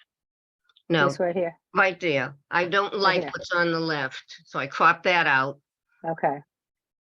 And then I play with it and I do my thing. And then I say, oh, wait a minute, I want that green in. And then I go look for the original image. I can't find the original image with that green tree. It is the original image. You're still in the original image. It's just that you have to go back in the history to where you were. If you want to save a version before that, you can take a snapshot, right click by creating a snapshot, call it original if you want. But this isn't adding any images to your. So if I shut down Lightroom and then I go back and I say, okay, I want the whole image back with that ugly light, with the light, and it will be in there because I can never find it. Yep. So I started creating virtual copies. Oh, that would confuse the heck out of me. Well, let's see, if you just go back to the crop, it'll show you your whole original image. In the crop, yeah, you're absolutely right. If I go back to the let's say we crop it, right? We're here, we're at this one. Yeah. And you go and no, you cropped up to the no, that's okay. Right there. Yeah. Yeah. Now I hit the crop tool again. You just bring it back out. You can readjust that crop. Susan's right. Okay, even if I went out of it and then came back. Always. Oh, okay. Thank you, everybody. That's also all the steps are. I'm sorry, what'd you say, Leo? All the steps that have been done are in the history on the left, so you can always get to the place where you were before or to the original. Yeah, well, I guess I don't use the history now. I will. Thank you. Mm-hmm. Yeah, I mean, this program is pretty huge. It has a lot. And I don't know all of it, obviously. Joni, this is Frank. The only time I use virtual copies is if I've got an image and I want to play around with 2 or 3 different approaches to it. Yeah. Maybe I want to take it into Topaz Studio and apply a type thing on it. And then I want to try something else and something else, and then see all 3 of them together to see which one. That's where virtual copy comes in handy, because I can make a virtual copy, go into Topaz and do one thing with it. go back to my original, make a virtual copy, go into Topaz and do something else, and then look at those two copies of what I did and see, you can play with it that way. That's about the only place where I find virtual images very useful. That was what I was trying to explain. I used Photoshop or black and white, but yeah, any of those scenarios. I absolutely agree. Because if you've got the same image and you just want to go to different places, oh, I like it here where it is. I'm going to do some more stuff, but I might want to come back to here. That's when I would do a snapshot. Right. Yeah, Well, it sounds like allows for parallel edits. It sounds like snapshot is almost the same as virtual copy. Except it's not making more copies of the same picture in your No. film strip.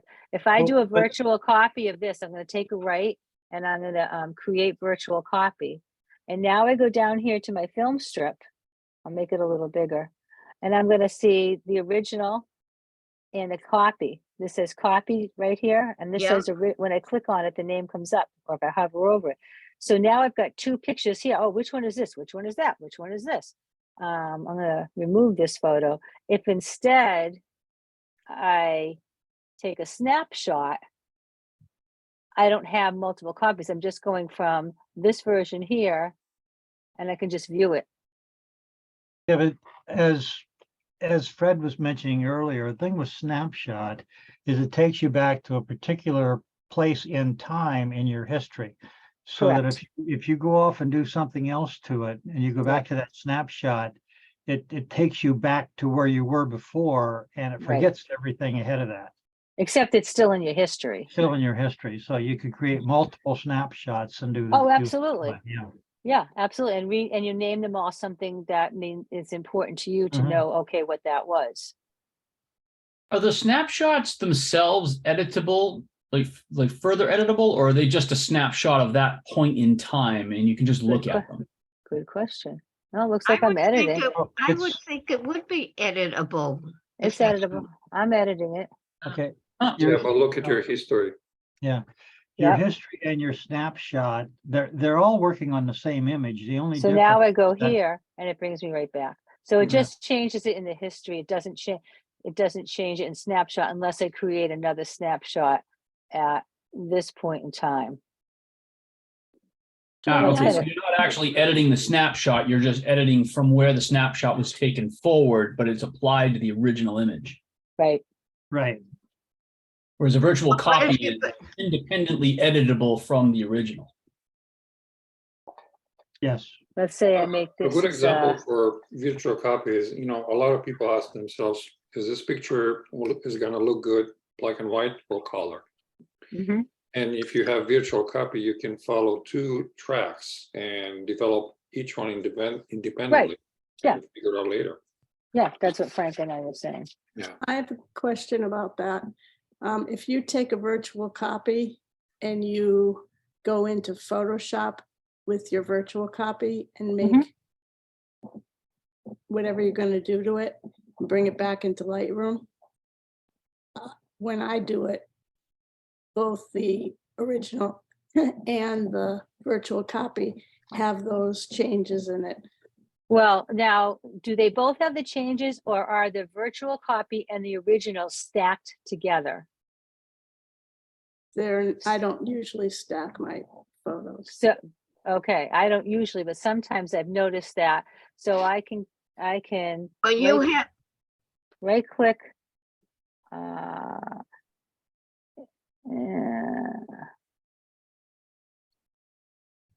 right, now I'm going to have to test that out.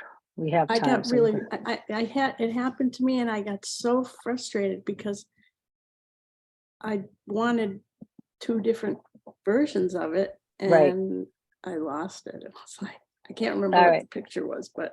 Yeah, I think you have to be real careful with virtual copy because I think it doesn't necessarily save it the right. You could lose one or the other.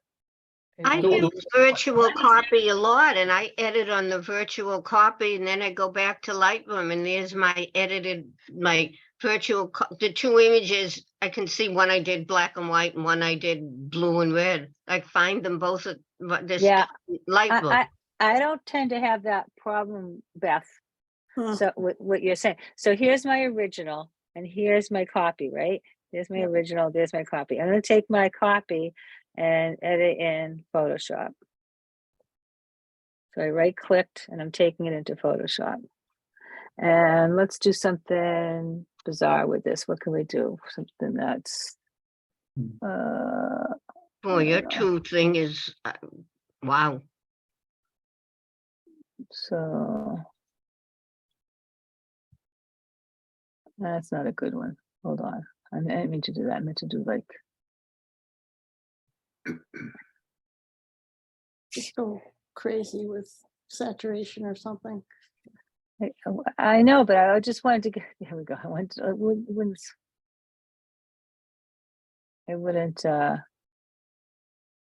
that's what I meant to do. This one, I did the wrong one. So let's do.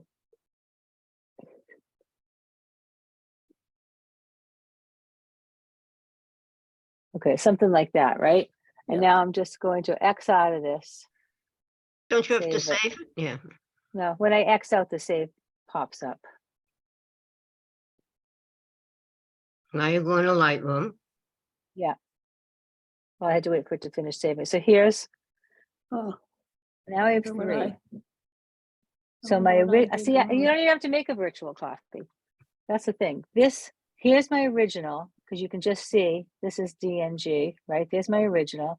There's the virtual copy. I didn't have to use that at all. Because when this came back, now I have a preference of a naming that I have to change. And it's just, it comes back as a Helicon TIFF. I did it once and when I used a Helicon editing software, and I have to go back and change it for each software that you use. I haven't done that. But what I typically will do at this point, and this is it's stupid on my point, in the library, and then I have to click on this picture and I have to go to library and I have to go to rename photo, and I'll just say, I'll do whatever the photo is, 2005 New York City. What number was this? Test, call it test. No, I know, but I have it's 4. This is number 4. Okay. Right click, rename. For funky. All right, I did something funky to it. So now, and it's going to be a TIFF. I know it's a TIFF, but anyway, so you don't have to do a copy to do that. And I'm going to remove that photo because I hate having extra photos in there. So one of So the things that here's is my important- original, and here's my one I took into Photoshop. I'm not sure what I was doing wrong then. So my because I- original stayed, and there's a Okay. preference to this though. It's either in Lightroom or Photoshop, but there's certainly a preference that could be off in your editing software that says apply this to the original. My preference is, and I'd have to go in and look at my preferences, external editing. It comes back as a separate image. And it stacks with the original, it says, but this didn't, which is weird. But I've got we'll do preferences another time, but there are preferences that you can set up that you can either make it, stack it with the original or not. Although that does say stack and it didn't, so go figure. Where did you find preferences again? Lightroom, we're gonna go over this in another time, but Lightroom Okay. Classic preferences, there's a whole bunch of stuff you can do here. But this particular issue is from see, I've got my format comes back at a TIFF. I could put it as PSD like we talked about, but I do TIFF. You can change your RFB, your color bits. There's a whole bunch of settings you can change in here. When it goes into Photoshop, there's a way that you can name it when it comes back to, and you can make these templates. Obviously, I have a Helicon in there, which I don't need. I do have to play with this. This is something that I have not, is not being done correctly. And I didn't expect to have to do this tonight. So I thought I had time to fix it. Sorry. No, that's okay. You can just say, I'm just saying. There's right, ways, well, there's ways that whatever you do, it can come back the way you want it to based on the external editing and preferences. Okay, I have some research to do, I guess, because I don't know why it does when it does. Yeah, I that would a say, lot. you know, do some test experiments. Take Yeah. your picture, look at it, and really even do screenshots if you want. Say, okay, this is what the screen looks like right now. This is what the screen. What did I do? And write down what you did. Just try to do a little scientific experiment. Not when you're editing. Not when you're trying to do a project. Right. You know. Yeah. And now I can stack these two. Why does it say unstack? These should be stacked. Maybe I have to click on both and stack them. You can just stack. So now, yeah, so I was stacked. I don't know. They should have, my preference looks to be stacked, which I don't like. I want to see them next to each other. You know, I might want to look at these both like this now and say, oh, which one do I want? Which do I like better? One of the And things I think is important to keep in mind when you're working with virtual copies is it's a virtual copy because it's not copying the original raw file in Lightroom. It's creating a second XMP sidecar file, right? So you have two XMP sidecar files that both reference the original raw. As soon as you bring it into something like Photoshop or Topaz or any other destructive photo editing software, it's going to come back into Lightroom as a different format, whether it's a DNG, a PSD, or a TIFF, or whatever else, right? Well, you So, set that up in your external editing and your preferences. right, right. So when it comes back as a different file format, now you may have started out with one original, a virtual copy, then it's going to come back, and as we saw, you now have 3 images that are basically identical. Right. That third one that came back is an entirely separate file from the raw, because now in Joni's world, it's a TIFF. In my world, it might be a PSD or a DNG or whatever. But those 2 other files that you see are XMP sidecar files that reference the original raw that has not been touched ever by Lightroom. But didn't you just throw it out? I don't see it there anymore, Joni. I did, because I didn't want to confuse myself. No, but I mean, you threw out the original. I don't see that building there at all anymore. No, I didn't. Yeah, I don't see it down there. You kidding me? Did I? I think you did. I don't see it Yeah. either. Oh, there it is. There they are. Oh, okay. I just didn't see it. No, you're right. I thought I just removed. The You green got one. it highlighted, it'll remove them both. Question. I've Yeah. heard the term XMP sidecar multiple times. What is an XMC sidecar file? XMP. Yes. It's not, it's XM. I don't know if maybe Dick can do this better than me. I just know that it's a set of text that's applied to your next to your image that says, this is what I did to the raw image. I did XYZ to it.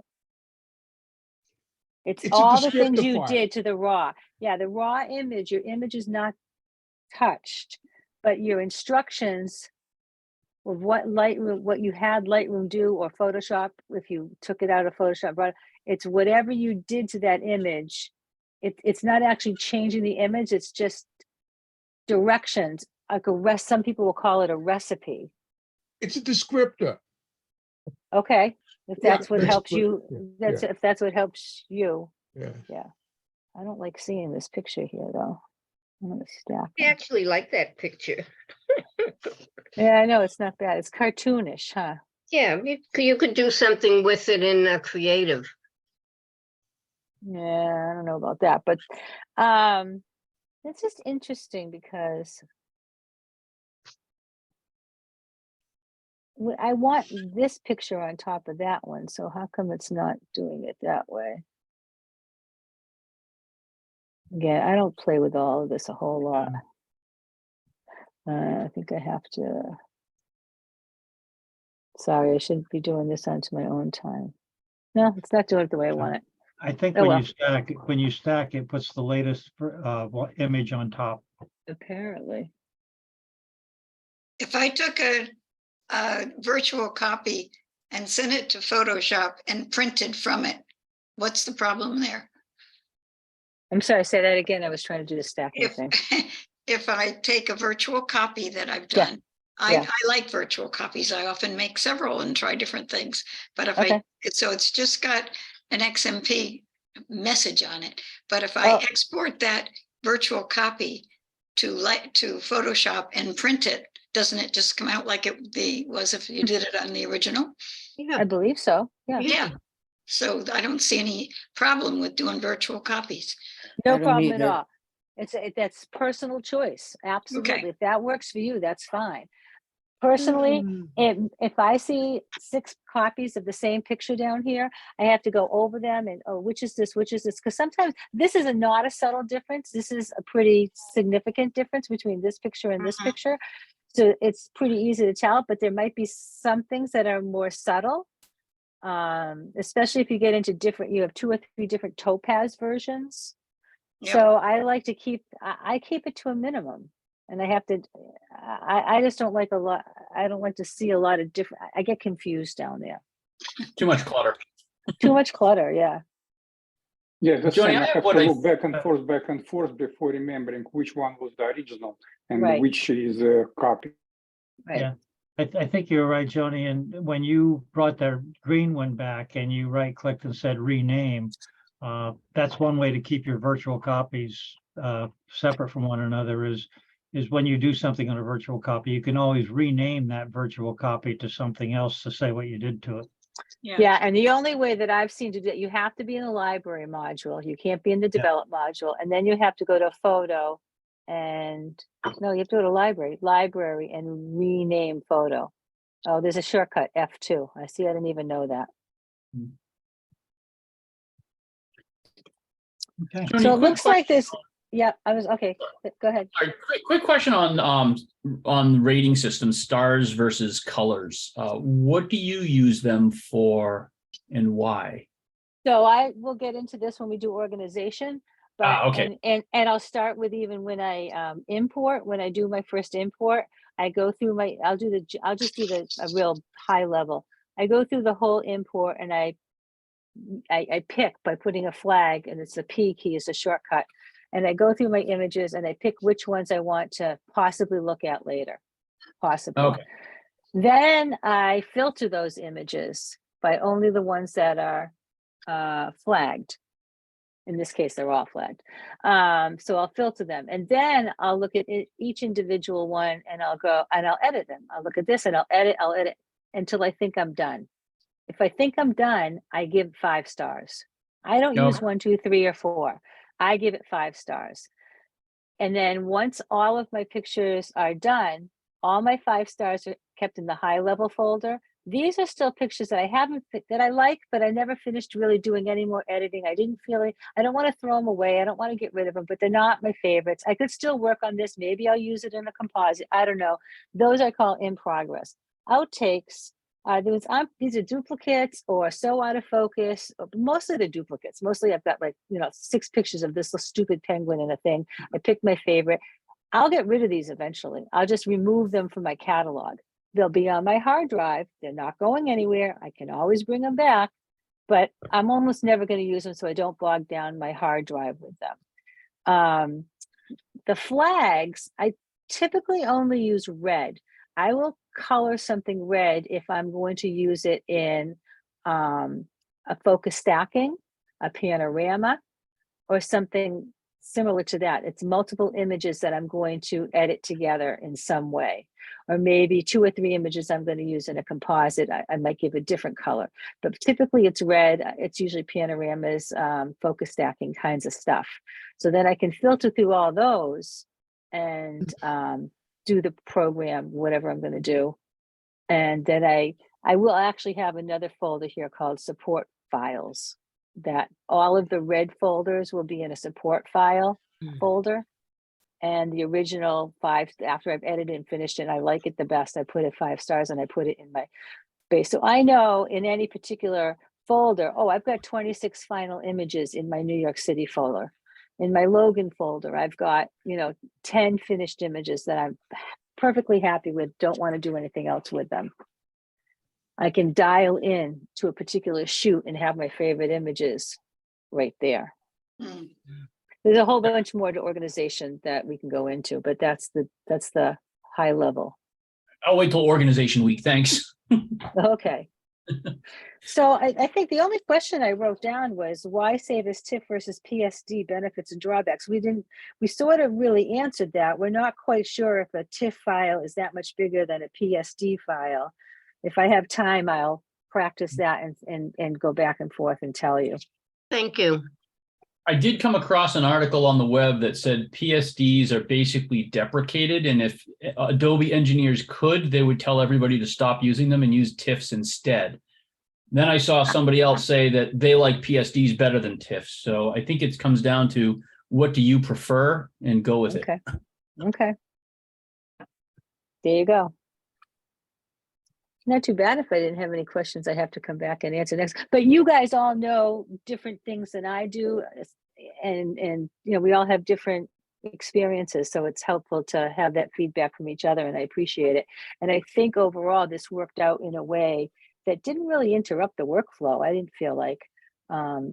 Does anybody have any suggestions or comments? And I mean, I would say this is how the outline of the class I would expect to go each week. I would be mostly speaking and showing and demonstrating, and leaving room for places. Okay, what do we have for questions right here? Does that format work for you? Do you have any other ideas or suggestions that you could improve that? I thought it worked very well. I think it works out very well, Joni. I think you're a great teacher. I like that you spoke very slowly and very clearly. And I like that we wrote questions down, and then as we got used to it, we could talk, and because the question was complicated, too complicated, by the time you wrote the question down, the class would be over. So I personally like the format. So I thank you again. You were a wonderful patient teacher in my mind. Well, week done, week one. No, Let's see great. after 16 weeks. This is precisely what I joined a camera club for. So thank you. Yeah. Oh, yay. Yeah, this was a great week one, Jody. Thank you very much. Look forward to the next one. Yay. All right, so I mean, we're certainly before 9 o'clock, so I'm still awake. I have a little more water left. If there's anything else you want to go over, I'm happy to. If not, we'll say good night. Good night. All I would basically say is when you actually get into the development, it would be helpful to understand what are the things where you get the most bang for your buck, and what are the ones that you're more like gilding the lily. Yeah. Okay. If that made sense. Well, yeah, and I think I mean, I can think there's a couple of things. I think your style, once you have a style and you know, certain, like I know I like contrasty images. Yeah. So I can put a preset in there if I want, but then I've got portraits that I'm typically not going to do a high contrast portrait, right? I think you have to know your style. I think it changes from subject matter to subject matter. And I think that we can show you some, what I would say, good workflows for you when we get into the develop. Because that is the meat, that's the nut and bolts, is the develop. And we're going to spend 2, it might go into 3, really, because when you start talking about plugins and externals and presets and things like that, there's a lot to go over in the develop module. What's the topic of the next session? Sorry, Fred? What's the topic of the next session? Input. Okay. Yes. And you'll send out a note to remind us that we're not meeting next week because of the national holiday for Tim's birthday. Erwin. I'm sorry, Erwin's birthday. I will try to remember to do that. Or I will at least say it when I send out the meeting notes with the link for the recording. Oh, good. Yeah, no, we're not meeting next week. Frank, did you get a screenshot of the people who did attend tonight? Because what do we have? 16 people in there right now, and I think I have like 27 signed up. There were 24 at the high point, and I took screenshots, and I'll email those to you. All right, Because I just want to make sure if anybody came tonight that I didn't have Okay. on my email SIG. Did I show you guys the SIG? Or do we, I do have time to do that. Yeah, why don't you show us in Lightroom where the SIG, or in Gateway where the SIG is? Yeah, so here's Gateway, organization, send email to members. And Lightroom SIG is right there. If you click on this, everybody who has signed up for the SIG will be included in that email. Oh, we just don't see who they were. Okay. Nope. Nope. But Charlene set it up and I've added people Oh, yeah. as Yeah, it says here that the recipients were Sue Avamson, Jim Brady, Beth DeBoer. oh, right here. There you And go. we see all the recipients, but we don't see their email addresses. Right, Correct. that's all. Well, that's the functionality of the gateway anyway, right, really, or at least through this way. That's how I always send. Actually, if it's the sender's choice. If you look right above where all the names are, there's a little box that says display the names of all group participants. Otherwise, the names of large groups will only show the group name. So if when A you lot of send an these people email, who come. if you click that box, the names will be shown. If you don't click that box, you will not see all the other people in the group. Oh, I'd like to know who's there, but I see a lot didn't come, like Jim Brady wasn't here. But they knew that I was going to record it. Some people said to me, I don't think I can make it this week, or they're going to pick and choose which weeks they want to do it. Right, like Scott wasn't here. Yeah, I don't know, it's okay. Michelle Grenier. It's okay. How Yeah. come I'm not listed?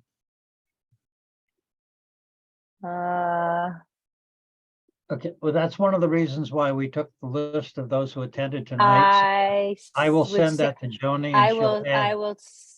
let me double check something, Mark, hold on. Joni will be able to add names to that list, so. Yeah, I can do it she'll go with right roster now. from tonight and add anybody who's not listed in the group. Okay, I apologize. I left you off. I apologize. You told me you were gonna do this?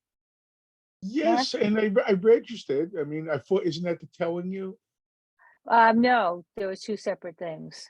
Oh, So okay. I'll add you to this in my own notes. And because I'm an administrator for Charlene, I can do it here too. What was that? Let's get rid of this. Let's get rid of this. I'm just going to do it while I'm here.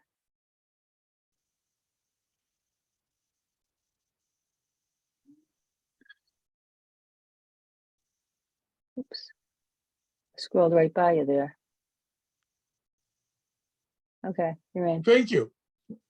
Sorry about that. That was me. If you had emailed me and told me that you were wanted to be on the list, I should have put you on the list. And if I didn't, I apologize. Okay. The only other thing I was going to say is when I first started using Lightroom, which maybe about a year ago or so, you know, I had one SD RAM that had a relatively small number of pictures on it, just a few hundred. And I figured I would import that as an experiment. And I wanted them sorted by date. And then some things did not show up in the date that I expected, but they showed up someplace else, particularly like when I imported it. And I called up Lightroom and I spoke to someone, I spoke to a different person like 5 times. And then I gave, you know, no one could figure it out. And I gave up on it, literally. Wow. That's amazing. Because I have to say, anytime I've called Adobe, and I'm sure it's not that you didn't have a bad experience at that particular question, they couldn't answer, but they take over my computer. They spend all the time in the world that you need with them, as many questions as you want. Their customer service has been fantastic in my experience. Everyone says that, but Yeah. it just seemed But like they couldn't I had figure a out relatively that simple question. why weren't they all there? Right, but it was never resolved. Interesting. Which means, believe it or not, I have a huge number of pictures to import into Lightroom. And yeah. and so given all of that, you know, However, one thing that was explained to me that I didn't understand is you don't want to import from an SD card. What you want to do is take the things on the SD card, move them to folder on your hard drive and import from there. See, that's not my workflow, but I know that people who do that. Mhm. But I actually import right from the SD card into Lightroom. Yeah. And Well, I have not had a problem. mhm. But Or as I compact say, I disc. did, and it was Yeah. never, ever resolved. I spoke to 5 different people. But I have seen people who suggest importing them into a folder and then import the folder into Lightroom. Mhm. I do know, I've seen that workflow recommended as well. But well, Mark, you're scaring me. Well, the thing, Mark, if you import them into Lightroom from your SD card, Yep. then Lightroom is going to think that those images are always on your SD card. So you need to have that SD card available whenever you try to access them in Lightroom. If you Well, move, no, You don't. if you move them no, to you a can, hard yeah. drive, that's where they're stored. Well, we'll go over No. those options in import next week. You have a couple different options that you to choose at the top. Right. Yeah, I do it right from the card and I never have any kind of I conflict. copy, I don't move. Yeah, Right. Exactly. that's what I do. Right. And you give it the destination file. Yeah. We'll do that Mhm. next week. Yes, I Anything copied else? also. I copied am- also. Oh, good. Well, you're scaring me. I'm lazy enough that I don't really want to have to go through all that because it takes time. Mhm. But if, maybe it's best practices. Do we have any pressing things on the user interface, the mapping of this? We sort of got the gist of it. Yeah, it worked great. All right. Thank you Thanks, all for Joni. showing up. Thank you, Joni. Thank you very much. much. Thanks, That Jody, was you're a- a good teacher. Oh, Good thanks. night. All right. Have a good night, everybody. Hope Good to see you night. tomorrow night at the meeting. Yep. Good night. Night. Night, everybody. Take care. Okay, Bye-bye. thank I have you. to stop sharing.